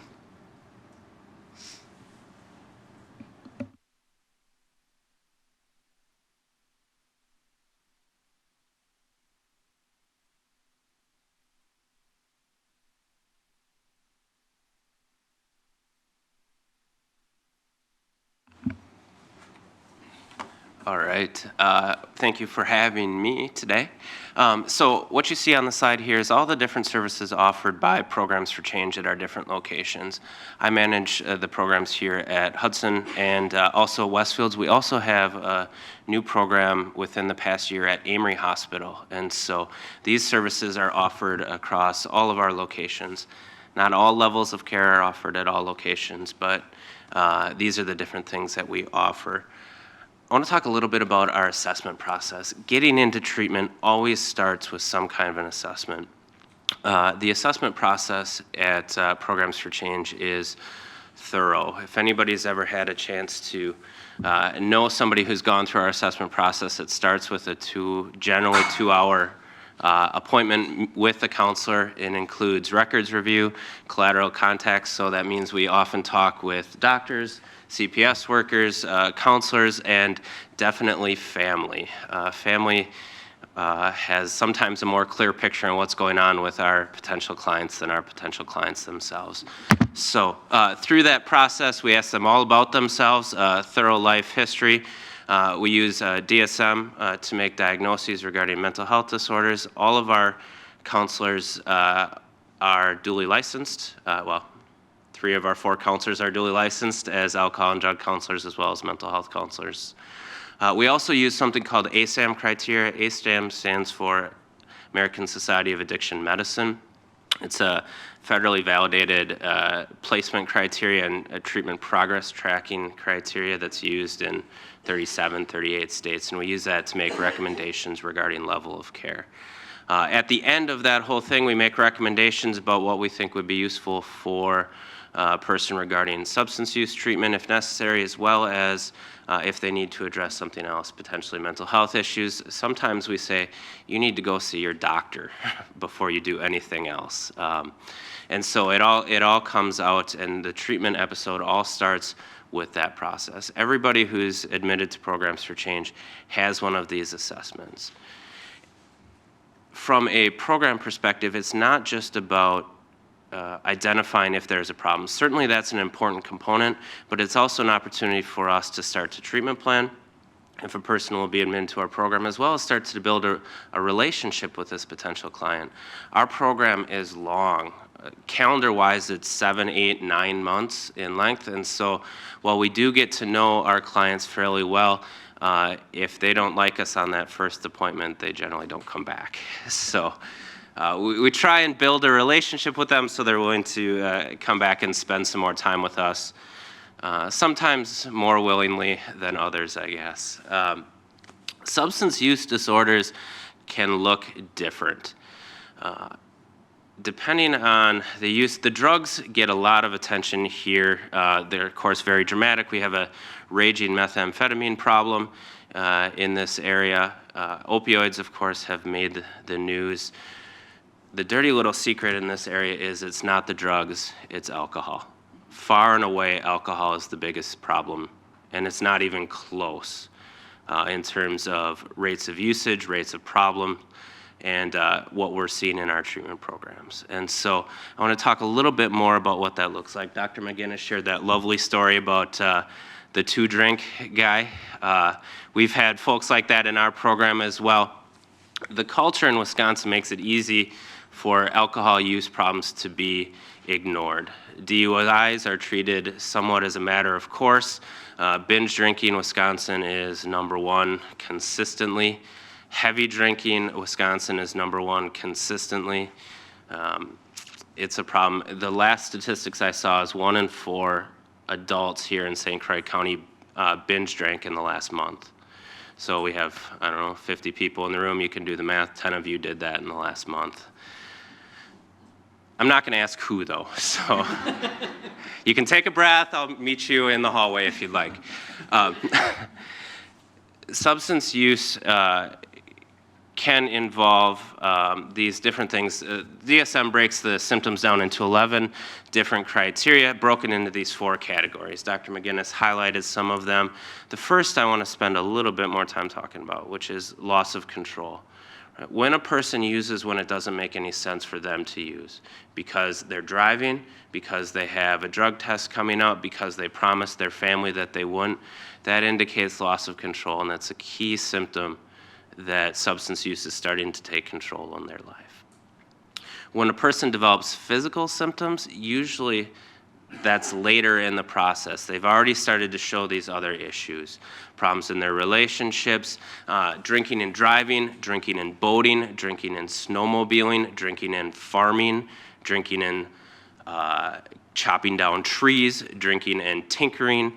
All of those things, when using power tools or operating vehicles, are all risky use. It may not seem like it due to the culture here in Wisconsin, and yet I promise you it is. So those are some of the things that we're looking for when people come to us for the assessment. As I said, alcohol use is the primary problem in this area. What you're seeing here is the #1 diagnosis here at Hudson. That big one on the far left is alcohol. 64% of the people admitted to our program, their primary substance use diagnosis is an alcohol use disorder.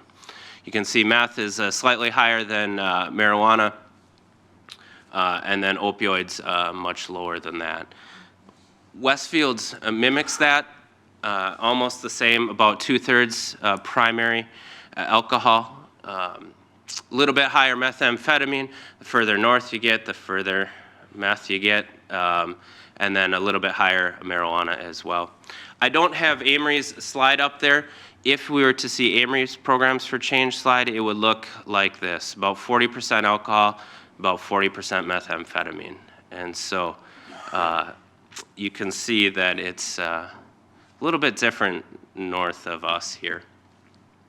So I think that's all I have. I will say that Programs for Change has never had a wait list. We can get somebody in for an assessment at one of our locations, generally within 2 weeks for an assessment, and almost immediately can start treatment after that. We do accept all forms of insurance, including Medicaid. That can be an issue for our clients. And lastly, recovery is more than just staying sober. Recovery is thriving. Many of our clients have been able to stay sober for a time. Sometimes it's out of spite to prove that they don't have a problem, right?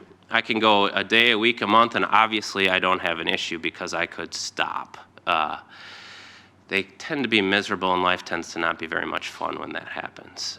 So our program is all about helping people develop the skills to thrive in life, to build meaningful relationships, enjoyable hobbies, to manage their other health conditions in a way that doesn't lead to additional problems. Thank you. Good morning. My name is Kristen Depry. Thank you for the opportunity to talk with you today. Before I get going, I just want to mention that there are copies of the presentations and resources on the back table. So if you haven't had a chance to look at those or pick those up, please feel free.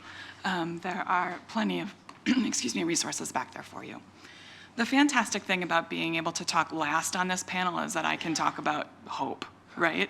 So a lot of things that we've heard already this morning has been about how big this problem is, and I'm not going to step away from that in any stretch of the imagination, but there is hope with this substance use disorder as well. So Brian used the words recovery is possible in his presentation, and I am going to echo that if I can get the clicker to work. That's not it. How do I do this? That one. There we go. Hey, there it is. So recovery, though, is a process. It's not just, I was using one day and the next day I'm sober and everything is fantastic. There really is a process to recovery. There is a belief system that as far as you decline into substance use is as far as you have to climb out again. So the more consequences you have, the more you have to deal with on the way out. It's not just a simple, I'm sober, we're good. Some of the research shows that people struggle with symptoms of substance use up to 2 years after their last use, and that's just from brain chemistry healing. So things like confused thinking, memory problems, emotional overreaction, accident proneness can even happen as a result of substance use 2 years after people are done using. It's not just, poof, I'm better. And a lot of times I think that we want that. You know, we as family members or we as a community, we as a system want to look at somebody and say, you've messed up, you've hurt your family, you've done all of these things, you've been in trouble with the law, now just get better. Just stop and be better. And the reality is, with what's happened because of brain chemistry, is that we just can't. They just can't. It takes a while. Our relapse, I believe the last number that I looked at is that individuals try treatment programs, I think up to 8 times before they get and keep sobriety. It's not just a one-time thing for folks. It takes a while, but it's still possible. Every time somebody goes through treatment, they gather information to help them make changes long-term. So it isn't like I failed this treatment episode, therefore I'm not going to ever do this well. It's I'm gaining information each time. Recovery can require changing people, places, and things in a person's life. One of the things we learn through brain chemistry changes is that we talk about triggers in treatment. So if I hang out with a certain person and I use, when I'm sober, my brain is going to respond to that certain person the same way as if I'm using. So I need to stop hanging out with those people. I need to stop going to places. Even though that bar might sell really good chicken wings, I might need to not go to that bar anymore. Because my brain's going to respond as if I'm going to use. My brain's going to say, feed me that substance, not the chicken wings, the substance. Even things like holidays, days of weeks, paydays. It was raining when I came in today. That could be a trigger for some people. Basically anything that was associated with use can be a trigger. And for some folks, that's everything early on in their sobriety. That one can sometimes, and I just want to say too quickly, as we're talking about generational use, sometimes that's difficult for families to get, right? Why can't you just come to Christmas with us? What's the problem? Or just come to this family reunion. And the reality is that some folks just can't in early sobriety because of how big that trigger response is, because of how much the brain is saying, just feed me now because I'm around this situation. They need that space and that time. And as families, sometimes that's hard to understand, right? But it's a piece that I think as a family system, as a community support system, we can work through. Recovery may require medication-assisted treatment, community-based support groups, ongoing treatment, participation in therapy to address underlying issues. That's a lot in there. So the medication-assisted treatment Dr. McGinnis talked about, believe it or not, there's still a belief system out there that individuals taking medications aren't sober, even if it's a replacement therapy. If you're taking a Suboxone, if you're taking a methadone, you aren't necessarily sober. Some of our community-based support groups have that belief system to them, right? The reality is that these medications are there to support folks in being sober and help them maintain and move forward. Without the medications, they could be dead. Just realistically, we could lose them. So we need to be looking, I think, a bit more at the acceptance of medication-assisted treatment across the board, and even have more research into other substances that can be beneficial. Like one of the things we talk about here, because of our methamphetamine issue, is how to treat methamphetamine effectively. We don't have a medication at this point in time to treat methamphetamine. The rule of thumb, as unfriendly as this sounds, is a nap and a sandwich for folks that are coming off of methamphetamine. That's really difficult because folks that are coming off of methamphetamine just don't feel good because of what's happening in the brain. So that nap in the sandwich might feel really good for the moment, but it's not going to necessarily help long term. So we definitely need to look at medication-assisted treatments. Community-based support groups, things like Alcoholics Anonymous, Narcotics Anonymous are out there. SMART group out there. SMART is Self-Management and Recovery Training. It's a group out there as well. We need to be able, eventually treatment ends, right? I don't know about Brian, but I'm trying to work myself out of a job. So treatment should end for folks, but there needs to still be the support there.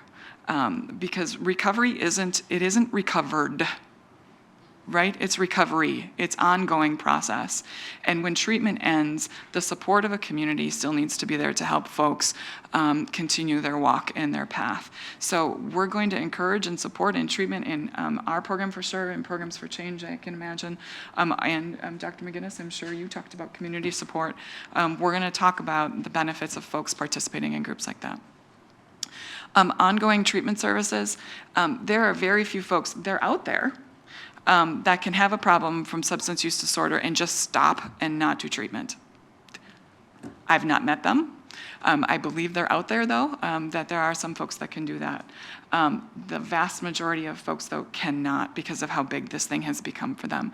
So whether it is participating in treatment services through the county, through programs for change, through Arbor Place, through any of the other facilities out there, Restorative Services, I understand, has substance use clinicians as well. There are resources out there that can support and can be ongoing. Now, it's very well possible that somebody could be participating in treatment, complete treatment, and go out and do really, really well, and then have to come back for services later. That's okay. That's still a success in my mind, that they're working through things and finding sobriety. Recovery doesn't need to be, or treatment doesn't need to be you come for this long, you graduate, you're done forever, bye. It really is you've come, you've been successful, you've learned, you've grown, you've found some stability. Go do life. And if something else happens, please feel free to come back at any time. So we need those ongoing services. And then I put participation in therapy to address underlying issues. We know that a vast majority of our folks coming in the door are also dealing with mental health disorders as well.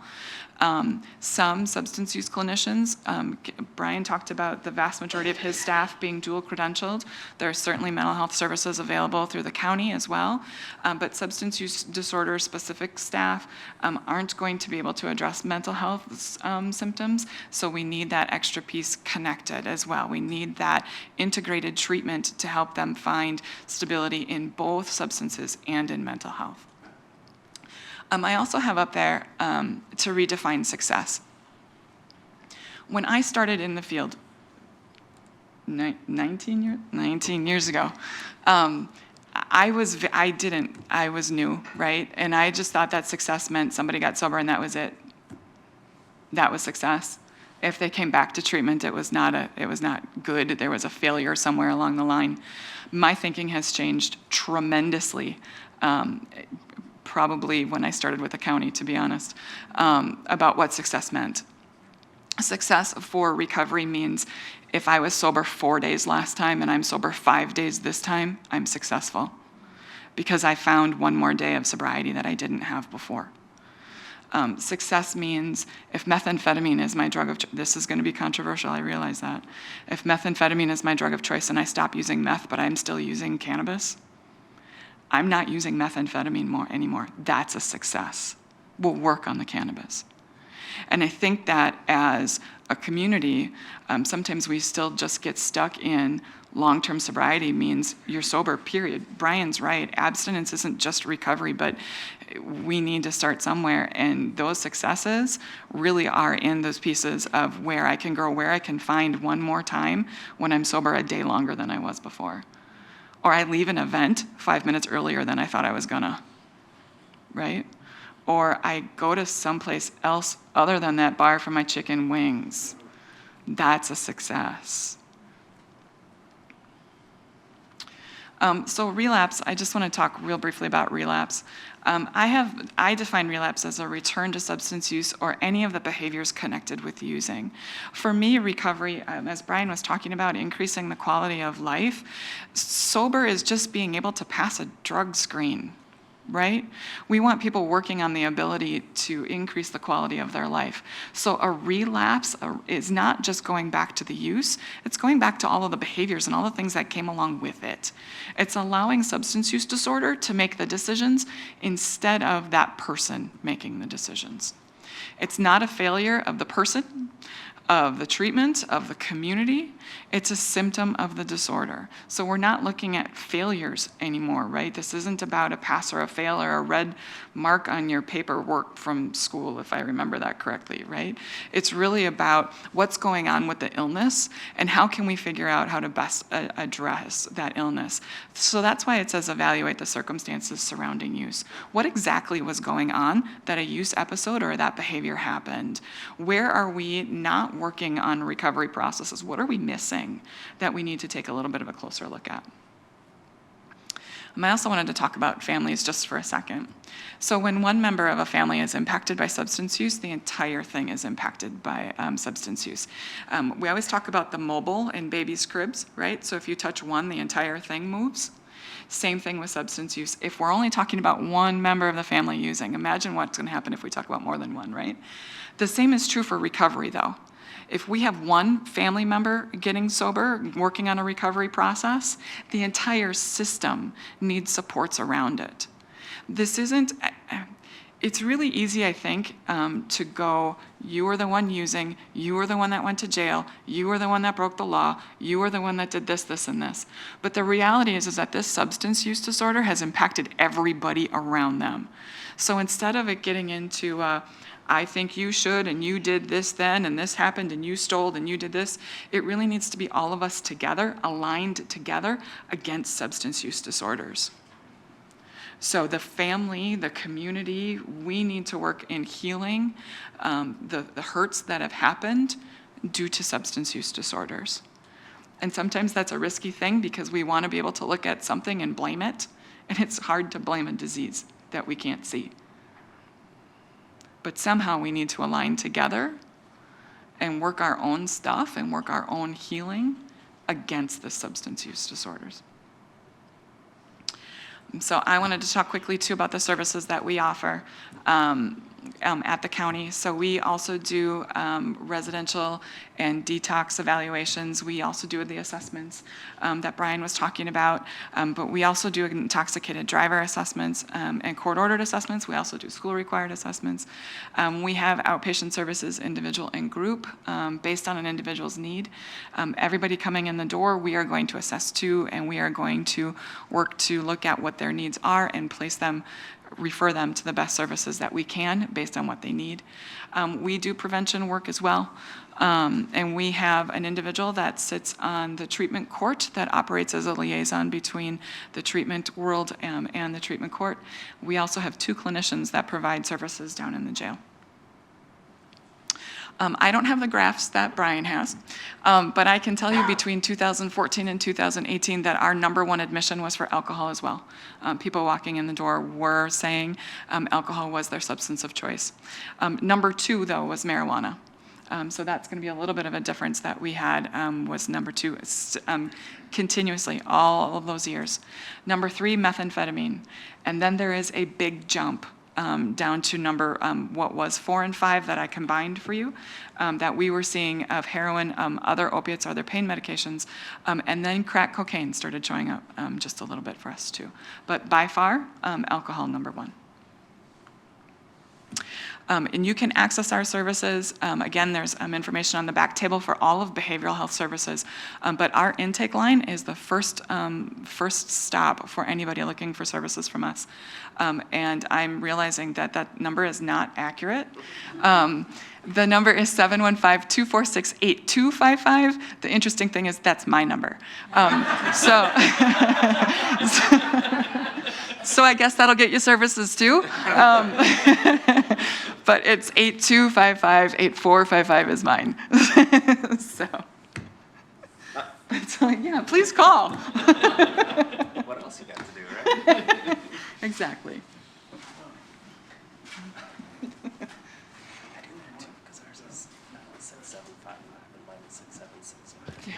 Hey, what a way to end the day, huh? Exactly. Okay. Obviously, you all are on the same page because as each one of you were speaking, everyone was nodding in agreement. So, and I want to thank each and every one of you. Anybody have any questions for the panel? I can be loud enough. Okay. So Brian, you mentioned no waiting list. What's it like for the county? For what service? So if you're coming in for an assessment, assessments are very, very quick. We can get assessments done quickly. Our intoxicated driver assessments were at about a month, and we're working to decrease that wait list currently. Yep. If you're looking for assessment for entering treatment, we can get you in a week or two, and then you can start an individual. I'm saying you. I apologize. That's.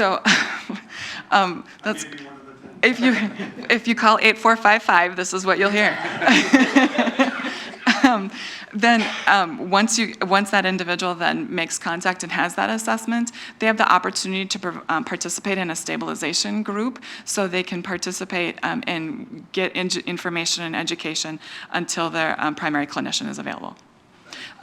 One more piece, I'm sorry.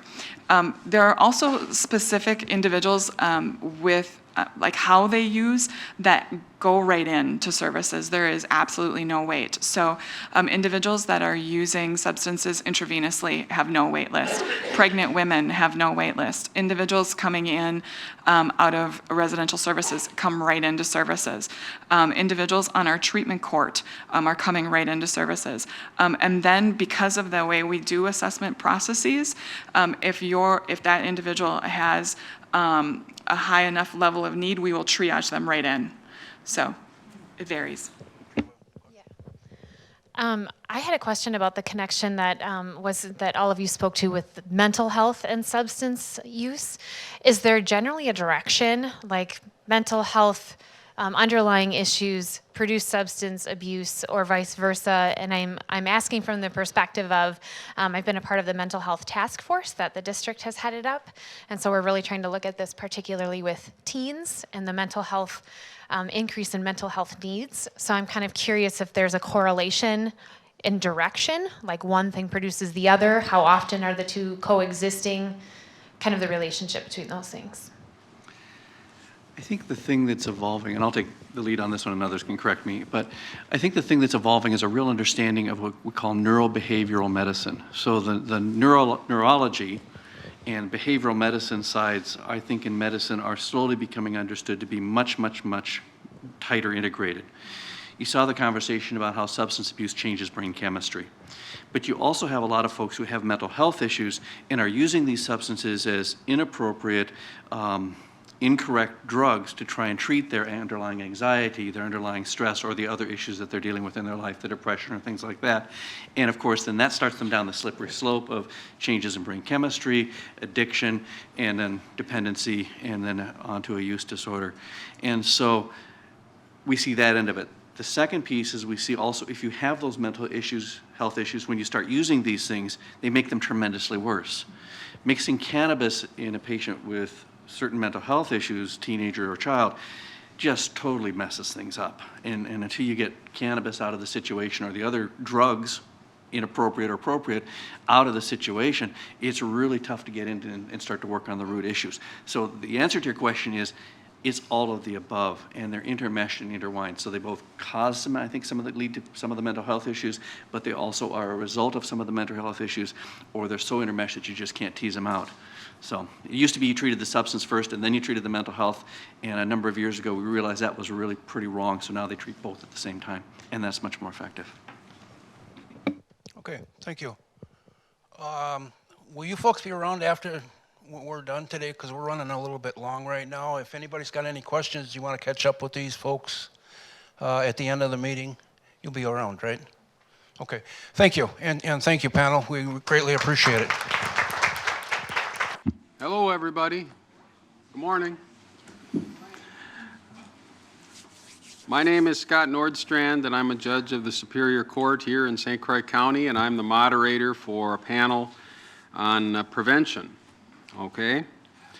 And I have with me Sheriff Scott Knutson, Kim Kitzberger of the Treatment Court Coordinator, and Mike Nieskus, the District Attorney. So an esteemed panel here to talk about prevention.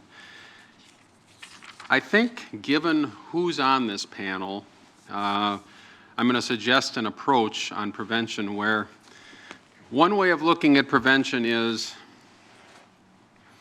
we don't want people to ever be in a position to be suffering from substance abuse and being addicted to some drug of no choice. I don't think that's where this panel's strength is probably going to be in that regard. We're folks that are seeing people who have substance abuse problems that have come to the system and are in trouble and need help. And perhaps as a result of their coming to the system, they're also going to be subject to certain sanctions and punishment by the system as well. But along the way, we also want to see if we can avoid recidivism, if we can help people on the road to recovery so that we don't have to see this happen again. Not just for the benefit of that person, but for the benefit of our whole community, for that person's family, for the safety of the public. There's all kinds of reasons why not having a particular defendant come back to court with another problem related to substance abuse is a great public policy goal. Goal it is, but it's a very difficult one. So I think we will approach it from that perspective. I know others, including myself, before we begin, the panel presentations, I also want to give you a little bit of my perspective on this, and I'm going to give you a little bit more personal perspective on the issue of prevention, but I'll get to that in a minute.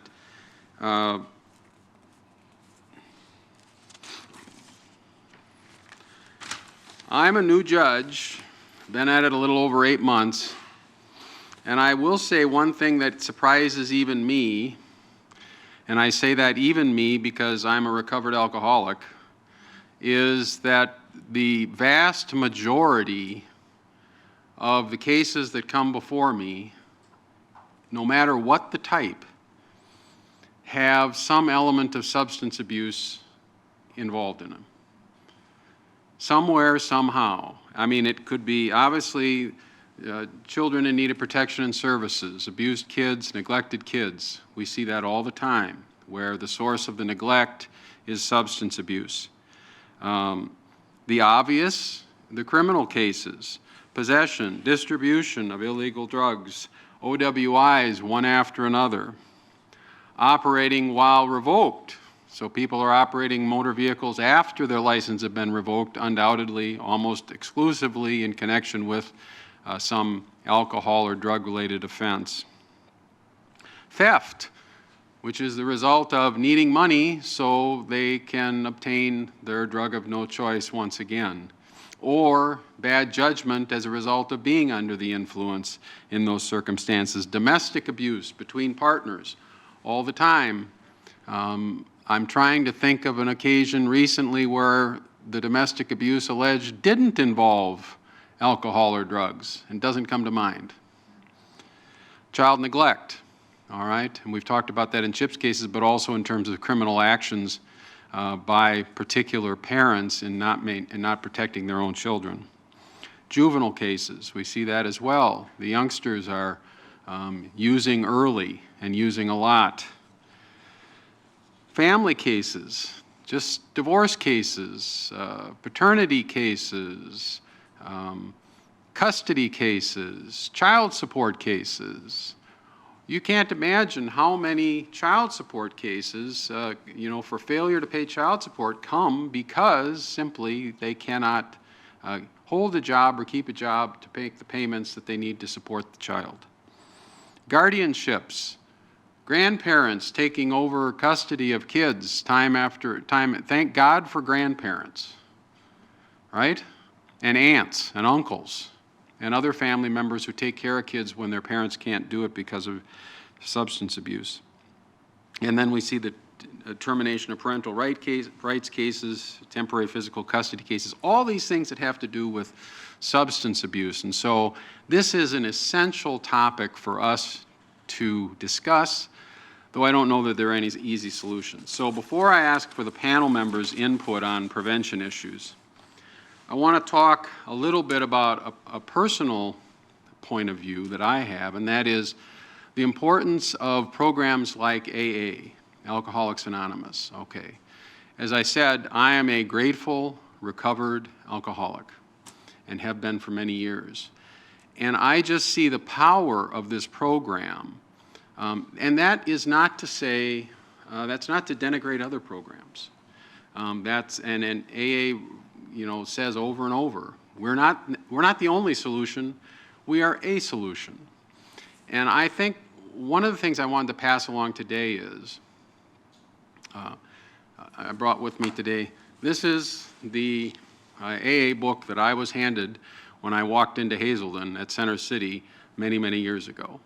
I still have it with me, and it's got a lot of writing in, a lot of notes, a lot of highlighting, and it reflects my work over these many years in trying to understand how this program can help those who are addicted.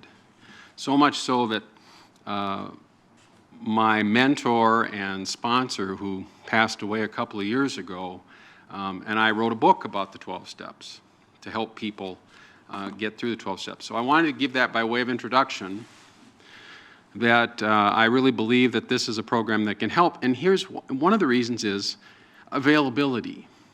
It's simply, in most communities, it's the most available option that people have for community-based support in their recovery. All right? I know that sounds almost simplistic. It's there, so it's powerful. And I want to tell you a couple of things about why I think it's a powerful tool regardless of it being there. But it is.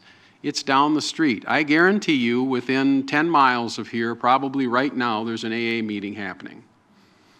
And that's a powerful thing for people who have to deal with the urge to use that's so immediate. And that's why, as a recovered alcoholic, I understand that delay is the enemy of recovery in all manner. In other words, not being able to get people help in a timely way is one of the surest ways, in my estimation, that people can become unsuccessful. My mentor was a teacher at Hazelden for many years, and when we went to put together this little book about the 12 steps, it has a lot of quotations from the big book of Alcoholics Anonymous. And when we went and put that book together, he wanted to highlight words that were important to him, as so that he could now from the grave tell people what he thought was important. He highlighted almost exclusively in the text words like now, next, then, immediately. Why? Because he understood that in this program, or in probably many other programs that help, the immediacy of action is essential. And my favorite way of describing this program that's used by so many around the world is it's a spiritual program of action. So it requires that people take certain actions, and I just want to leave you with this, a couple final thoughts about AA. The 12 steps of AA and that are used for Narcotics Anonymous and various other programs that use the 12 steps. The first step talks about alcohol. It says we're powerless over alcohol or whatever the drug of no choice is. And the last step says that we now, as recovered alcoholics or whatever addiction we might have, are going to help people who have that same affliction. All the rest of the steps aren't about the alcohol. They aren't about the drugs. They aren't about the food addiction. I teach periodically at a food addiction facility in the Twin Cities. And I think that's important to understand about AA. AA isn't about figuring out how to grin and bear it and not use.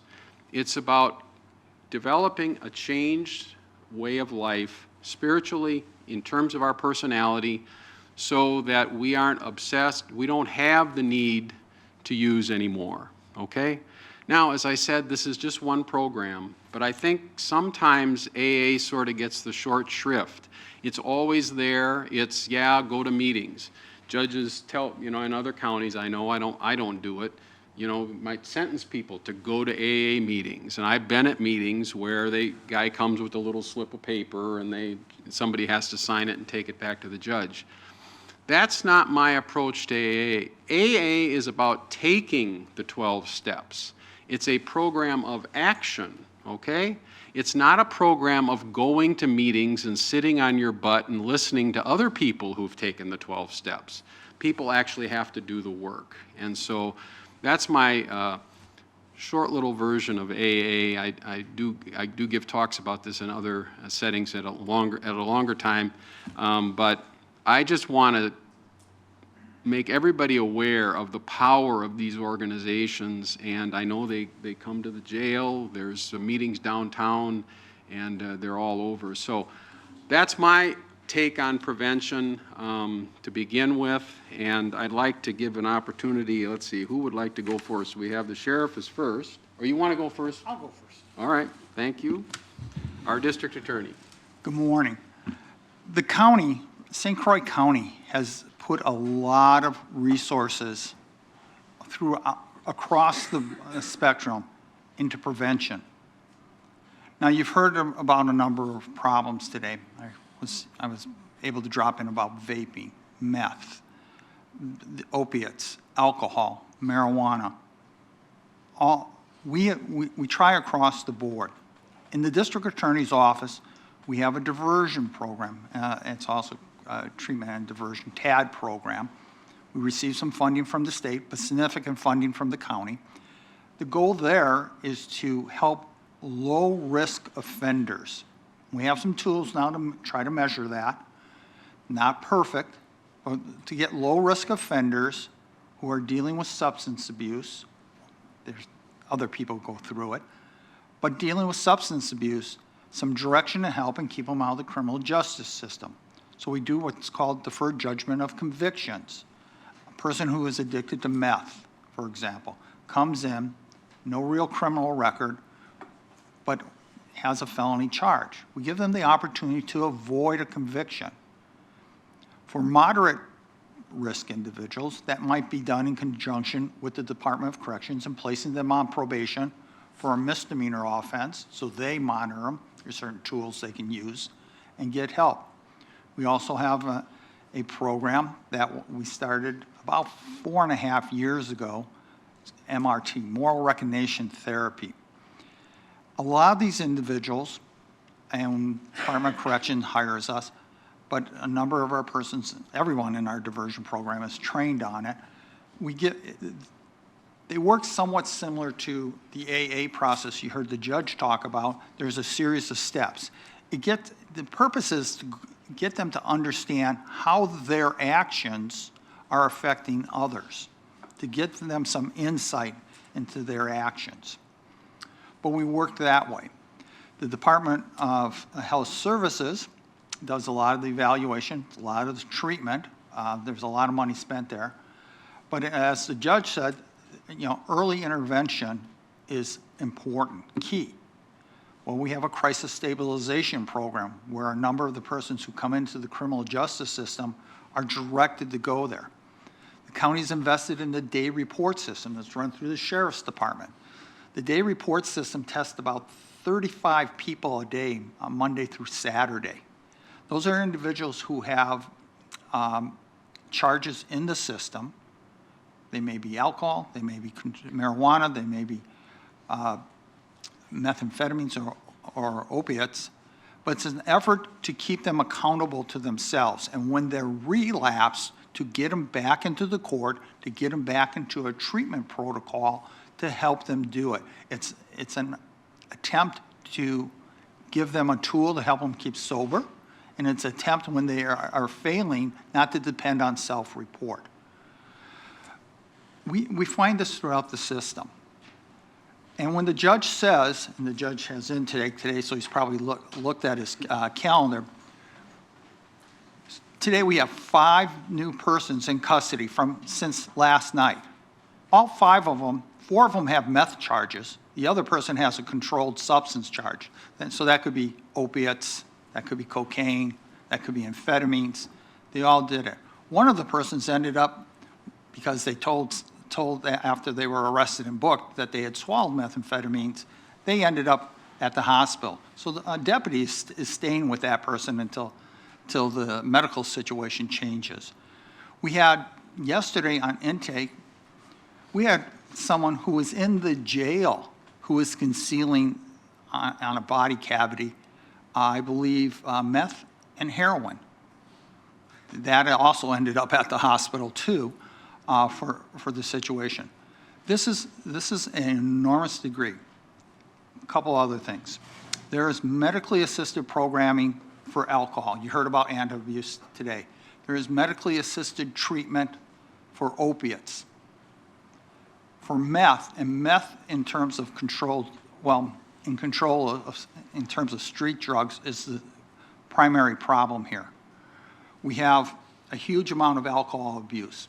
We have approximately 180 persons every year who have a criminal drunk driving conviction. That's a 2nd, 3rd, 4th, 5th, 6th, 8th, 9th. Those people, a lot of counties, the felonies, 4th, 5th, and 6th, they just go to prison. They're convicted and sent to prison. Here, we try to keep them in the community. We try to put them through our treatment program that we have through one of our tracks that Kim's going to talk about. But we work with those individuals, to keep them in the community, to keep them out of the prison system, and try to get their life on track here. So we spend a tremendous amount on prevention and relapse prevention. Thank you. All right, thank you. And one comment on that is, Mike was talking about the folks that are in custody. Today is traffic day, I think. The out of custodies that are coming to court the vast majority will be operating without a license that was the result of some alcohol conviction, and that's what else will be on the plate for today, okay? So Kim, why don't you take the next crack at this and tell us a little bit about treatment court and whatever else you'd like to on prevention. Thank you. Good morning. The treatment court has been in operation here in St. Croix County since 2006. It was originally designed as an intervention strategy for folks dealing with methamphetamine addiction. It's been in operation since 2006, but in 2018, we added a second track to the treatment court.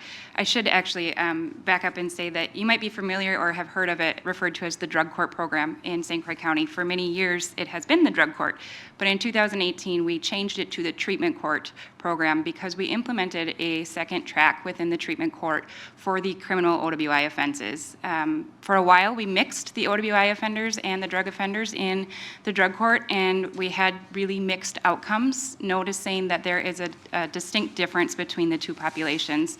Their risk is different in terms of OWI offenders present a risk specific to getting another driving while under the influence related charge, whereas the methamphetamine or the drug-addicted individuals, their criminal recidivism rates are much more significant in multiple facets of crime, whether it's a theft, a possession, or other things. So the risk of the two target populations looks very different. The second reason we split them is there's a body of research that suggests as we mix those risk populations, we actually have the potential to do more harm than good.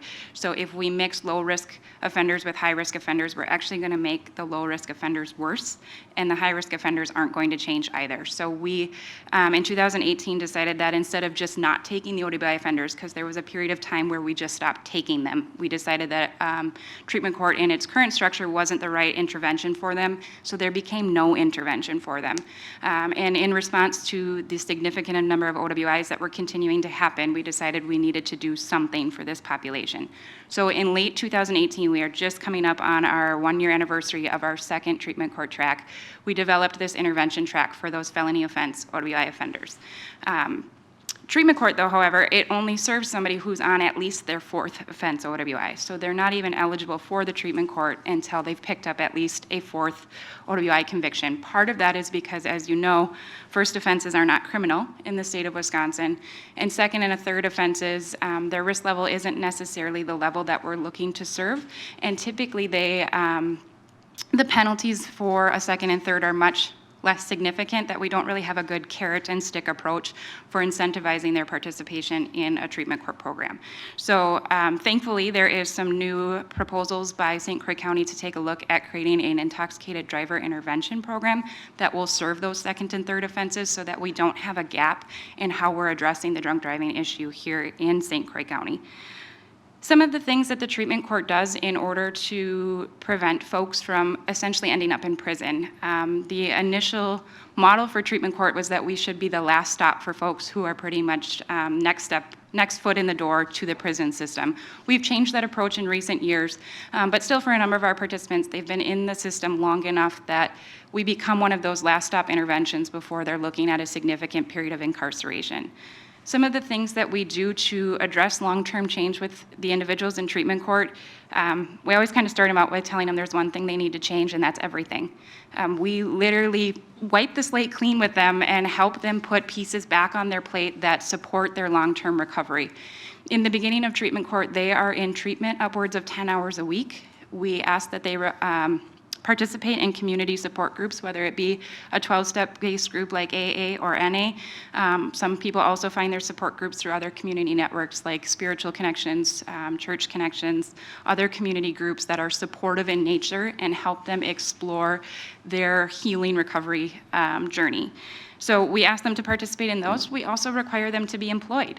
We think that employment is a protective factor for them in maintaining recovery. It's also a chance for them to give back to the community by becoming productive members of our society, and also keeps their time busy. We've learned that idle time with people who are new into recovery can be a very dangerous triggering factor for them.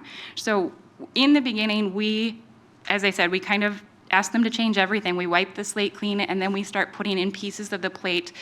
We sort of start in a cookie cutter approach, although that's not the recommended, it needs to be individual, but we sort of start in cookie cutter based on what we know works for most, and then we work with the individual to help them identify what will work for them. So I'll go back to that example of support groups. For most, it is an AA or an NA type meeting because that's what's most available in our community. But for some, that's absolutely not going to be something that's effective for their recovery. So we'll work with them to help them identify what is the community support need that they have and how can they meet our obligation and how many groups that we require they participate, but that's individualized to them. The other piece that I think becomes the most important piece in the beginning is the way that we monitor their accountability. We are drug testing them at least 3 times a week. In the OWI track, in addition to drug testing them 3 times a week at the DRC, we are also requiring them to do daily alcohol monitoring. So we provide enough accountability in their life that straying from recovery is difficult. It also puts them in a position that if they do use, we don't necessarily come from a punitive lens, but it puts them in a position to come back and say, I'm struggling, I need more help, and being accountable for requesting that help so that we can help them find the resources to get them whatever help is necessary. I think in terms of preventing them from coming back from the program, the treatment court, the track 1 treatment court or the drug court track, over the years, it's been proven to be effective. In 3 years post-graduation from treatment court, less than 70%, I'm gonna say that backwards, less than 30% in 3 years are committing new crimes. So we are able to prove that 3 years post-graduation from our drug court program, 70% of our graduates are staying out of the system. I should give a little caveat that that's based on just a public records access search. So that's like Wisconsin and Minnesota CCAP, because that's all we have access to right now. But over the course of the year, that number has remained consistent, that less than 30% of our graduates re-enter the system 3 years after they graduate. So I think what we're doing is working. I think we are learning all of the time new treatment modalities that we might try. We take a look at criminal thinking interventions through moral recognition therapy. We look at, is the treatment enough? If we have folks who are in need of residential treatment or detox services, we help figure out how to get them there. So really bringing the people into the program and identifying individually what is it that they need and how can we provide it to them has been the most effective strategy that we've been able to implement. I'm hopeful that with the OWI offenders that we'll see those same results because somebody coming into a program already on 4 OWIs is certainly at increased risk of getting number 5. So anywhere we can put the right intervention into place to prevent that 5th offense or that 6th offense or even a prison sentence on a 7th is ideal. So.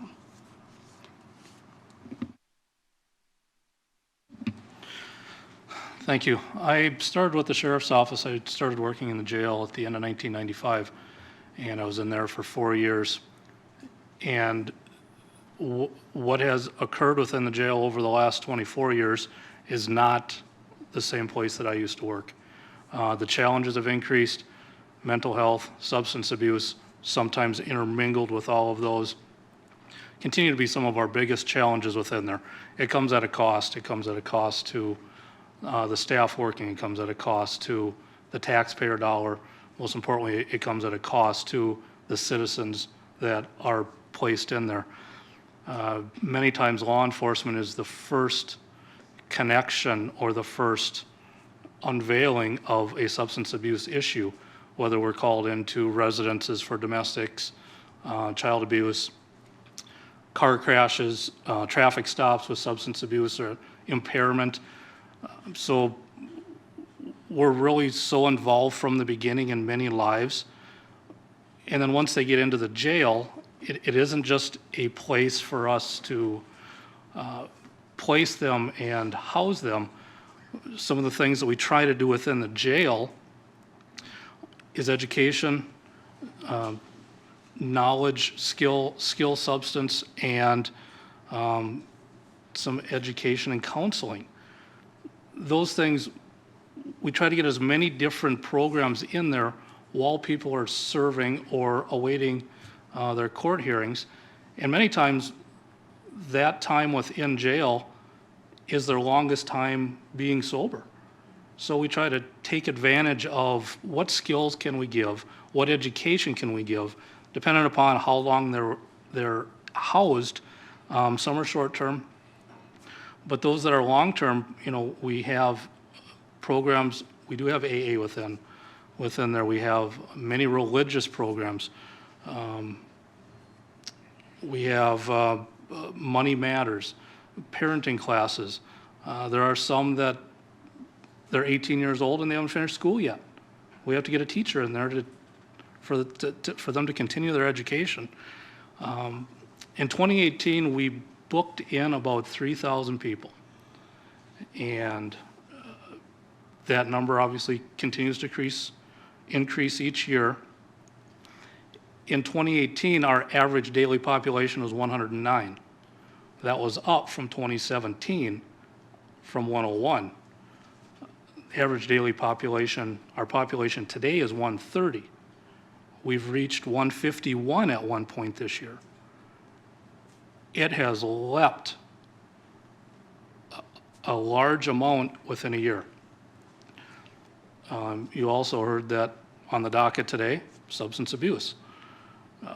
Each one of those substance abuse, we didn't come into contact with them originally from the substance abuse.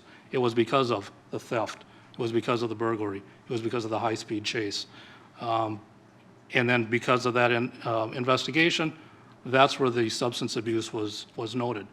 So even those 3,000 that were booked in that may not be booked in on a substance abuse charge, it may mean that we didn't find substance abuse on them or narcotic on them, but many are revolved around the substance abuse. So while they're within the facility, again, we try to give them skills. We have inmate worker programs within there. They can work in the kitchen. If upon sentencing they get Huber work release as part of their sentence, we'll try to get them employed. Those that have not been employed or don't have jobs, there are several businesses and several hiring agencies within Hudson that work with us very well and attempt to get these people employed. And there are some of those that even after release, they're done serving their sentence, they stay at those places where they've got employment that were set up within the jail. So we try to give them as many skills and resources to better themselves when they leave. It's not the end all in there, that's for sure. But there are things that we try to work with. The Day Report Center, Mr. Nieskus did mention that, and yes, it is actually 36 tests per day. So we are right in, that's quite an amount for the staff to handle. We get sometimes up to, we were creeping up to 40, 55, or 40 and 50. Those average tests don't include, we have a breathalyzer, people come in, take that, hand the slip to the deputy, and walk out. So that's where we're getting to the 50, 51, 52 people a day that walk in and out of there. As of yesterday, we had 299 people on bond that checked into that building that are currently being monitored. Now, they all don't come in one day, twice a week, 3 times a week, once a week, depending upon what their original charges were. So there is a great need for monitoring. Day Report Center came in 2014, 2015, and that was really a driving goal that the corrections area, sheriff's office, and the judicial branch thought would be beneficial, because when people were let out on bond, before that, we did not have the staff to monitor them. So we never knew if they were compliant. Now, when they do have these restrictions and they do have to check in and they are held accountable, and when they do violate, they're brought before the courts to reassess, to figure out what went wrong and try to get them set back on that path and get out, get working again. It has come to, by again holding them accountable, our success rate or our compliance rate up to this year, or at this point this year, is 90.25% of those people remaining compliant with their bond.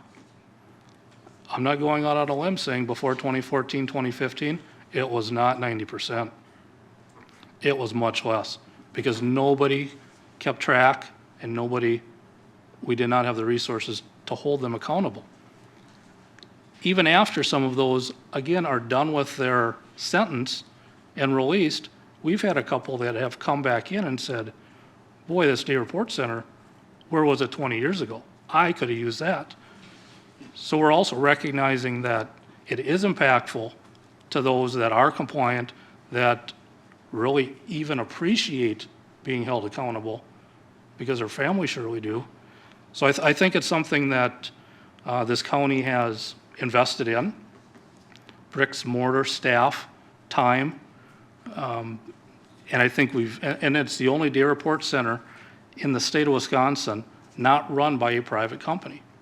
It is the only one, really a groundbreaking, that is run by the county, by the sheriff's office. It adds a little more, I don't want to say teeth, but it does add some teeth. It adds that accountability where they're taken before the judges within a day, depending upon if there's a weekend. It's not, well, we'll send in the confirmation, we'll let the courts know. With these private companies, and it's days and weeks, and they continue to violate and use. So I think this Day Report Center is a great success for those that are involved with it. We currently, and it's been in the paper most recently, but the county board has also invested in special needs cells. We talk about mental health, but those special needs cells are also for those that need to be monitored on withdrawal protocols, that are substance abuse that really need to be monitored more closely. It is impactful, and the county again has invested and got behind this project because they understand some of the challenges that the system we're working in currently has. You know, the volunteer hours within the jail as far as the programs. Last year we had 1,663 hours donated by members of the community. 72 volunteers from within this community have come into the jail to try to lend their support, pass that knowledge, give that encouragement for those folks when they do get out to stay on the right path. So again, we're not in a great position, but I believe we're in a better position than many places by some of the steps we've made and by the collaborative efforts of the court system, law enforcement, and the community. I think that we're making some positive strides. Thank you. One thing I'd add, a couple of things to what the sheriff said. First of all, we also allow Huber privileges for purposes of obtaining treatment with the permission of the court, whether it be at the enrichment facilities or at AA meetings, so I think that's a positive thing. And I think the district attorney's office has been working collaboratively on managing the capacity of the day report center too. I've seen recently some requests from the district attorney's office to adjust the number of times someone is tested in a given week down based upon 2 or 3 months of successful testing. Now, and when you think about it, if you've got the number at 36 and some days 50 and there's a capacity issue there, I was pleased to see that everybody's working together for folks that might be able to be adjusted to a lower level of testing to do that. And so I'd like to congratulate them on doing that. So does anybody have any follow-up comments based upon others' comments, or would we like to take some questions from the audience? Just real brief. I think what you see from here, in terms of prevention, that the county is making efforts, and through the court system, to deal with the low-risk offenders in an appropriate way, the high risk, and those are the persons who are into the treatment court. And some of those persons, quite frankly, are so high risk, we can only treat them in a confined setting. Those are people going to prison. But we deal with the low, moderate, and high risk in an appropriate manner. And we're attempting to use our resources wisely. We have about 170 people at any one time in our diversion program. We have literally hundreds of individuals who are given opportunity through deferred judgments to work with probation and our diversion program to keep felonies off the records. We pour resources into the jail, into the Human Services Department. We've got excellent counselors there. Years ago, they developed a matrix program, which quite frankly is designed for methamphetamine users, but it's a unique program that's not really used in other places, you know, but the county is making an attempt, and a successful attempt in my mind, to try to deal with the methamphetamines, which quite frankly doesn't have a standardized treatment protocol. It's different than opiates and alcohol and marijuana. So what you see is a variety of efforts, almost, you know, they're scientifically based. We look at the outcomes, we try to make a determination, we add, we modify as needed throughout time. So there's a lot of cooperative efforts, a lot of efforts by both the county administration, the county board, the judicial offices to do this. One thing I might add on that, to give you an idea of, there are resources out there that are available that we could use perhaps, and one example of that is Mr. Niskas's recent efforts with veterans. And that's a situation where he's working on a program to implement in St. Croix County where veterans who come into the criminal justice system can be identified and then redirected with the DA's office assistance and perhaps with the supervision of a court officer to get VA services that could help them with substance abuse and other issues, get them into treatment and that kind of thing. And that's accessing, a resource that's there and could be used, but we haven't necessarily been affirmatively identifying veterans and suggesting that they participate. And so I appreciate Mike's work on that, and I think that's it's a small population relatively compared to the total, but if you can get a few people into treatment, a significant resource like that, all the better. So at this point, do we have some questions from the audience? We've got a couple minutes. Maybe, Bob, if you could. Yeah, I just have a question regarding this daily reporting. If I have a patient or whatever who's had problems and so forth, and we get on a program, is this available at all on a daily report? Can I enter them in some particular way in that program? Yeah, you get them arrested. I'm not trying to be flippant. The county has this resource. It's set up through law enforcement for individuals who have gotten into criminal situations. We don't even use it for example, when there's family law issues where there's questions regarding visitations and say substance abuse or alcohol abuse by one of the parents. It's strictly for, unfortunately, strictly for persons who have come into contact with the criminal justice system. We use it pre-charging. We use it. We don't use it post-charging unless it's deferred judgment. We use it with our treatment courts. But unfortunately, it's not a service available for the public. Quite frankly, it's just not, the county just couldn't do that to do it. It's designed to use those individuals, one for a jail population release, but for the criminal justice system. And there are private resources that can provide that kind of testing service in private situations. Other questions?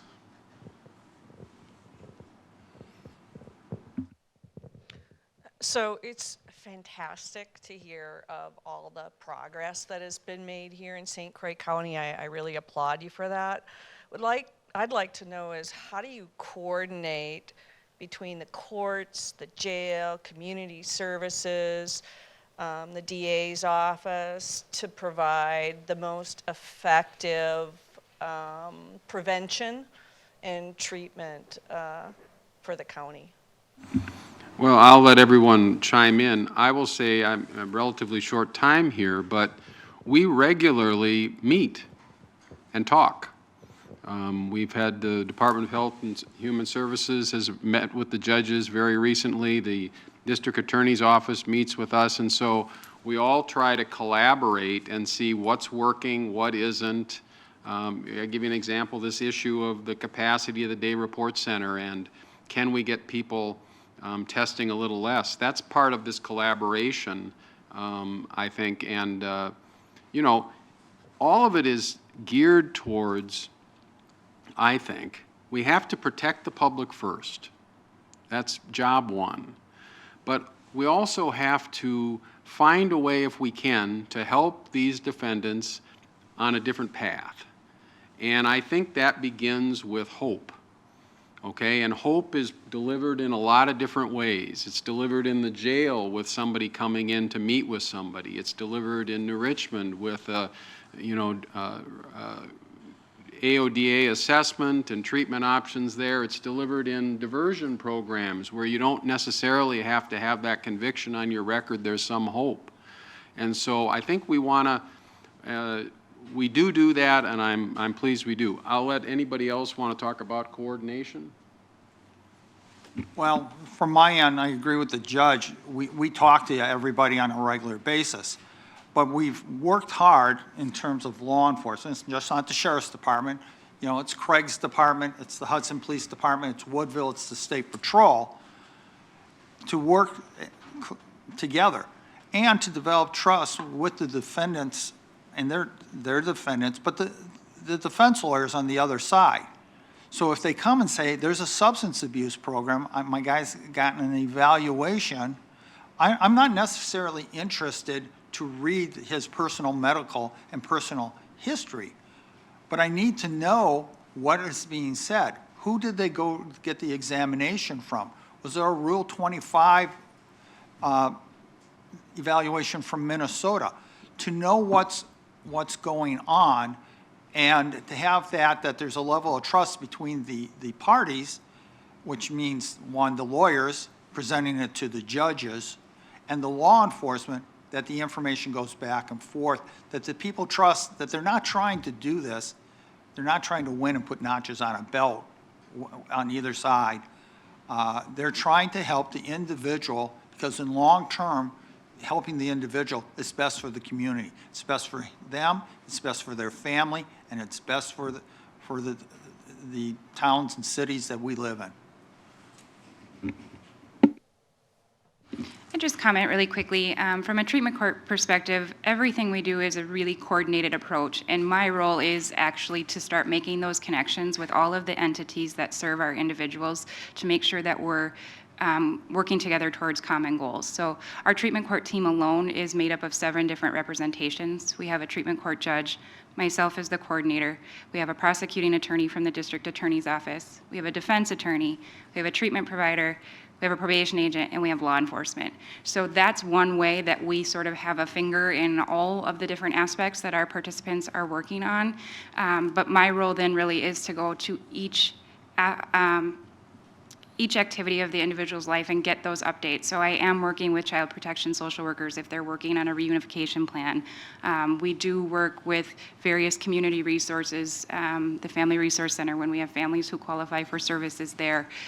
We do ask for verification of participation in support groups and other things that the recovery communities and the local community support groups have been willing to provide to us. So it takes a very coordinated effort, and it takes somebody who really can just specialize, I think, in making sure that all of those connections are happening. And that's one way that we've been able to be so successful, is that we're able to bring all of the entities together and make sure that we're serving the individual and common goals.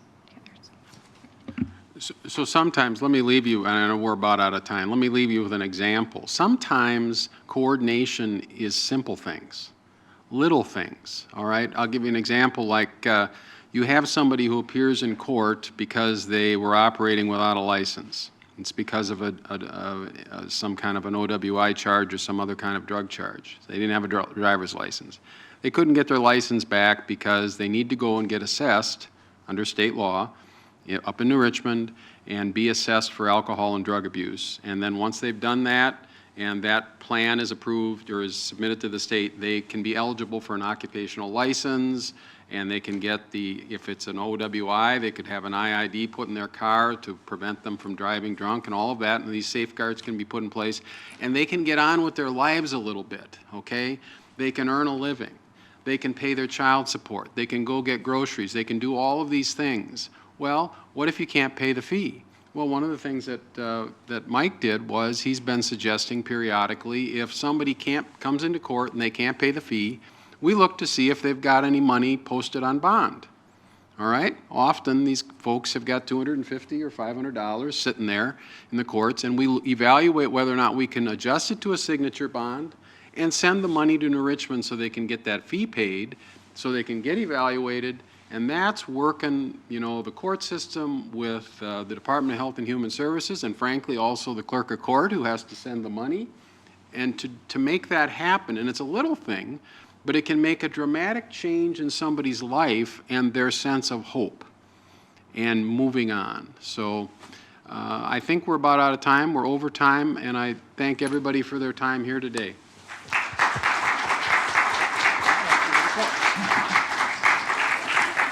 We're going to move right into the last speaker from the Department of the DEA, Mr. Ma. And so Dickie, that's how he prefers to be called, if you'll join us at the podium. And you can either sit, if you'd like, that'd be great.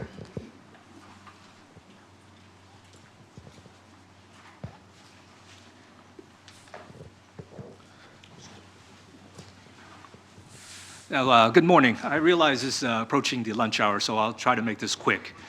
2 things I actually want to talk to you about: our area of responsibility, as well as our main drug of concern. Kind of give you a broad overview of the type of drugs we see in our region, kind of like a situation report. So let's get to it. Oops.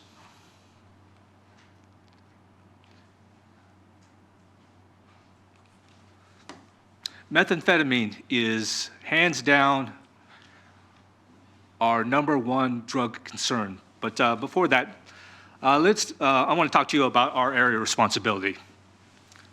We are one of the main offices in what we call our Omaha Field Division.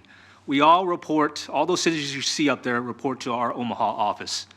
Now, the Minneapolis-St. Paul District Office, the office that I'm from, we have the added responsibility of not only the state of Minnesota, we've got North Dakota, and we also have the bordering Wisconsin counties of Burnett, St. Croix, I want to make sure I got this right, Burnett, Douglas, Polk, Pierce, and St. Croix counties. And as I said before, methamphetamine is by far our #1 drug concern. Now, sometime in our region's history, that methamphetamine was produced locally, but nowadays we'll see a majority of the methamphetamine we see in our region is derived from the Mexico-Arizona border. And it makes its way through passenger vehicles, through interstates, as well as the highways. Now, more often than not, we've actually seen tractor trailers bringing the larger amounts into our area. Now, out of the 5 years I've actually been here, I've seen a different variety of methamphetamine, seen different colors of meth, being pink, purple, blue. And as you know, that's inspired by the TV show Breaking Bad, right? So, in speaking with the rehabilitation coordinators, I had a chance to do a speaking engagement up in Brooklyn Park and had the opportunity speaking with rehabilitation specialists, and they say methamphetamine is the #2 substance in which their patients come for treatment for, just like what was discussed here in the treatment panel. And obviously, it's the same thing with what was discussed in the treatment panel. Alcohol is #1. Now, our stats, you could see methamphetamine outranks the number of heroin and cocaine we see in our area quite substantially. Now, as you can see in the graph in methamphetamine, there seems to be a steady increase each fiscal year. Fiscal year 17 says 377 kilograms of methamphetamine documented for our region. You bump up to fiscal year 18, that's about 406 kilograms. Now, granted, fiscal year 19 is not yet over. This is the interesting part, but fiscal year 19 is not over, but so far, we've broke records, 559 kilograms for our region. And you do your conversion rate, that's 1,230 pounds of methamphetamine. Quite a bit of meth. Now, the state of Minnesota actually saw the largest methamphetamine seizure just this last June, early June 2019. We saw one load of 240 pounds of methamphetamine. One load going to one location that was out in north of St. Paul.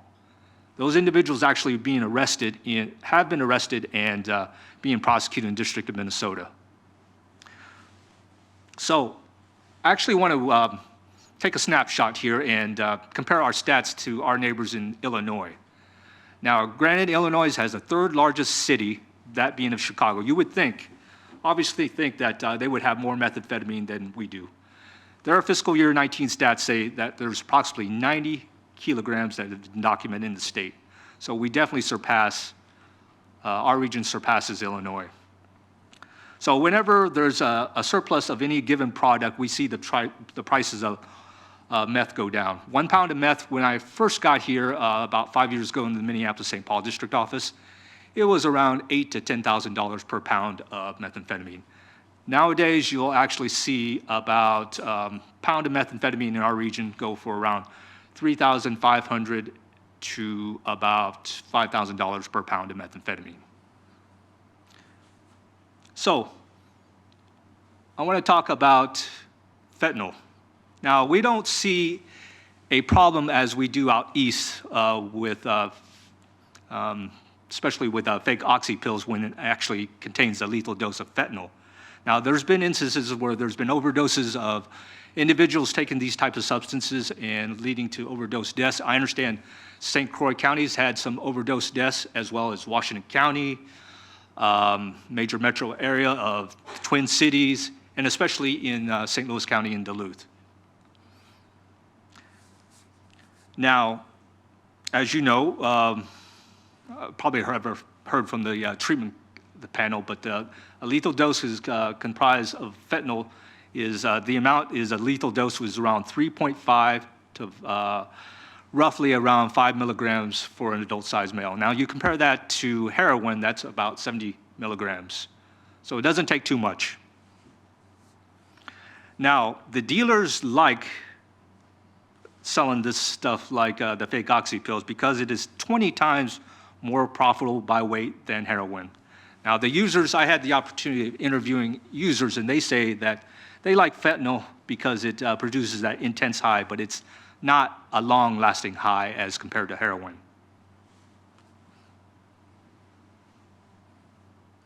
Now, fentanyl in the field. So the picture on the right represents the U.S., our country's largest fentanyl seizure in our history. That actually happened earlier this year. Port of entry, Nogales, 254 pounds of fentanyl, and that had a street value of $3.5 million. Now, in stressing the dangers of fentanyl, DEA realizes that it needs to have means to protect its agents when processing exhibits. Now, as you can see in the photo there, we had to take several precautions. We double bag anytime we take an exhibit, such as make an undercover purchase or as well as seizing an exhibit. We had to double bag it, seal it up, and write our fentanyl warnings. Further, we had to put that in like a tin painter's can, seal that up, and that also goes into a box where it's actually sealed up. And that has actually happened before we could actually send it to the lab for analysis. And we also had to have Narcan at the ready when we process such exhibits to prevent the secondary exposure. Same thing with our chemists. When they analyze our exhibits, they have to be in these thick rubber suits as well as having the fentanyl antidotes readily available.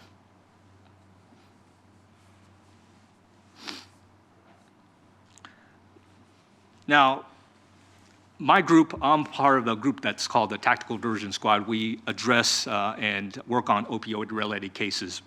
But we've actually worked on several cases where fentanyl dealers will actually advertise and purportedly sell heroin when in fact it actually contains a lethal dose of fentanyl. And obviously, as I mentioned before, fentanyl is much more dangerous than heroin. It's 25 to 50 times more potent than heroin. Oops. So let's talk more about heroin. So here's the thought. As law enforcement does an excellent job in combating prescription drug abuse such as oxycodone and oxycontin being available on the street, what happens when the supply runs out?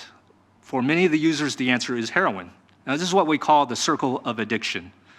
Now, Duluth Superior area is actually a perfect example of this. I've actually interviewed a lot of narcotics agents out there, and they say that sometime in Duluth's history, prescription drug abuse, oxycodone, oxycontin was readily available on the streets. But as law enforcement in Duluth did an excellent job in combating that, they saw these drug gangs from major metro areas such as Chicago and Detroit come in the area and take advantage of avoiding the market. So that's what you're essentially seeing nowadays is more heroin, fentanyl available via these gangs from Chicago and Detroit, and more available than the oxycodone or oxycontin that was once readily available. Now, actually, my group recently concluded an investigation where we arrested 13 individuals of heroin and fentanyl distribution organization based out of Duluth with ties to Chicago gangs. We just recently convicted the last defendant, one of 13 defendants in that case. But it seems like once we dismantle one organization, one pops up, one comes back from the Chicago and Detroit areas. To further combat the problem, we've actually opened up a new office in Duluth It is supposed to be manned by a 2-agent contingent as well as a contingent of local task force officers. That actually opened up about 2 weeks ago. So it's, once fully staffed, we'll actually see if it actually makes a noticeable impact. Now, actually, before I came to this presentation, I had the opportunity to give you a further perspective of what's going on in Duluth Superior area. Is that they say that since 2013, there's been approximately 66 overdose deaths attributed to opioids such as heroin and fentanyl. Unfortunate situation. Now, next, I want to actually talk about prescription drugs. This initiative called the National Take Back Initiative, we've been doing this program for the past 17 years. Our office participates twice a year, once in April and once in October. Now, the amount of drugs we take back is quite substantial, quite staggering, as you can see in the next graph here. So the number in each state indicates the number in pound weight we've been taking back for the past 17 years. State of Minnesota, 184,000 pounds. You look to you guys, our neighbors in Wisconsin, 716,000 pounds for the past 17 years. So what's going on there? Your guess is as good as mine. Maybe it's better collection efforts or maybe a reliance on prescription drugs. Who knows?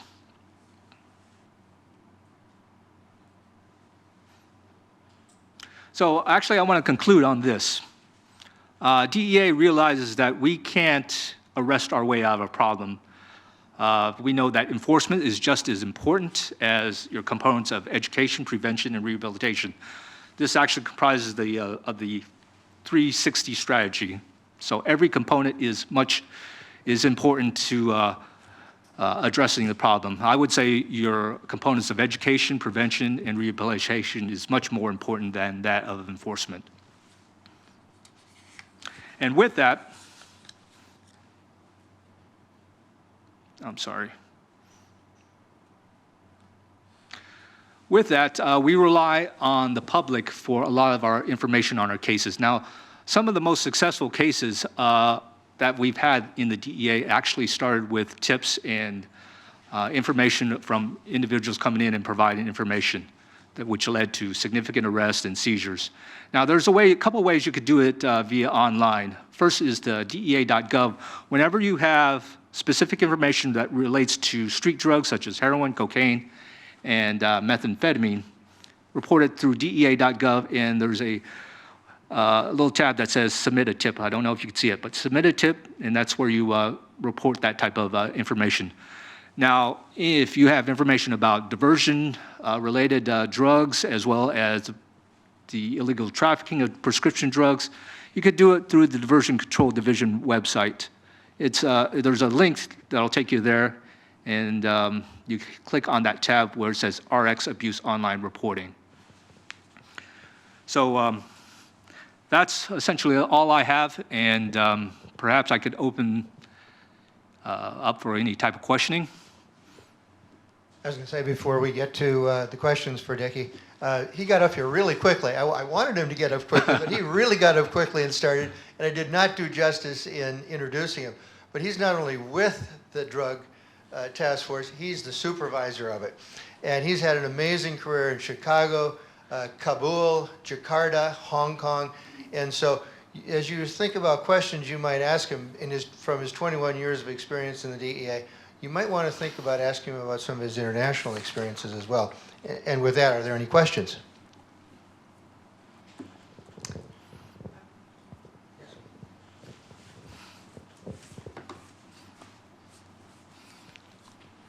I kind of talked about this with the first speakers this morning, but I was watching the 60 Minutes on Sunday evening, and they talked about how you can go on the internet and you can order any drug you want, and that there's these operations in China. Yes. There was like a father and son team, and they were sending over tons of fentanyl to the United States, and it just got in right to the U.S. postal system. So I was just wondering what the DEA, what you guys are doing about that, and what you could do, or kind of your thoughts about that. I've actually saw that 60-minute special, and it was very interesting to see. Having worked in our Hong Kong country office, we also have an office in our DEA office in Beijing, and I've been in close communication with what we call the head of the office, the country attaché, but they've actually done a lot in the terms of establishing a working relationship with the Chinese counterparts. They've worked with them in prior to May 1st, 2019. China had controlled 25 fentanyl analogs, but with close coordination with our Beijing office, they've actually worked with the Chinese government, and actually, beginning of May 1st, 2019, they controlled all fentanyl analogs. And it is true that China produces a majority of the fentanyl the world sees, and with that, the Chinese government has actually provided a lot of information to our counterparts, or to our country attaché, and it actually led to actionable leads to the United States. So there is a close working relationship in that sense. Yeah.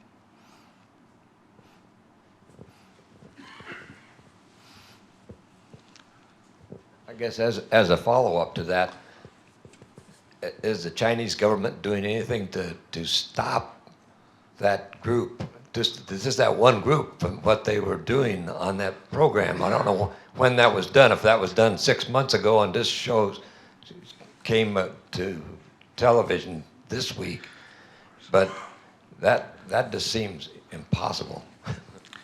Yeah, I'm not sure if the Chinese government is doing anything with the father and son team, but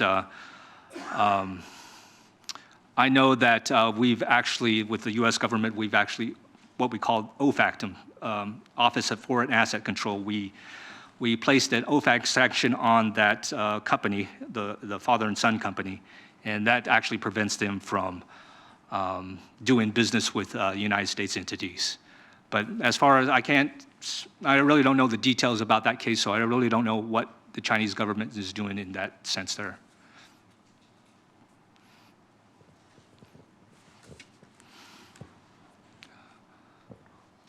Do you have any information in terms of the relatively high use of methamphetamine in this specific area of the country versus other areas of the country? Your guess is really good as mine, but it just seems that this is a transit location. We know that this, based upon the cases that we've worked, it seems to be a big transit location, more so than your major metropolitan areas of Chicago and Indianapolis. But our investigations actually say that methamphetamine comes from, like I said, the Arizona-Mexico border into our region. And then we see from there, we actually see it branch off into the Midwest. And we even actually see, which is kind of the odd movement, come into our region and then distributed in just south of us to Indianapolis or into Chicago. So very much of a mystery, but we know it just comes up to our region as a distribution point and then fans out from there. So I apologize, I can't give you more of a clearer answer than that. I don't know. Any other questions? Before I thank Dickie, I want to just add very quickly, thank you so much to Fred Johnson, who's in the back, who heads up our Health and Human Services for the county. He was so instrumental in so much what the second panel did.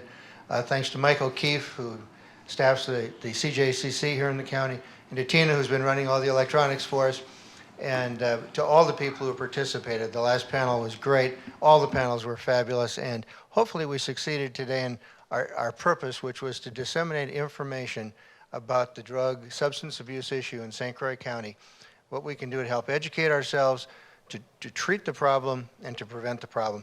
And with that, I'd like to ask you to thank not only them, but Dickie Ma for coming over from Minneapolis.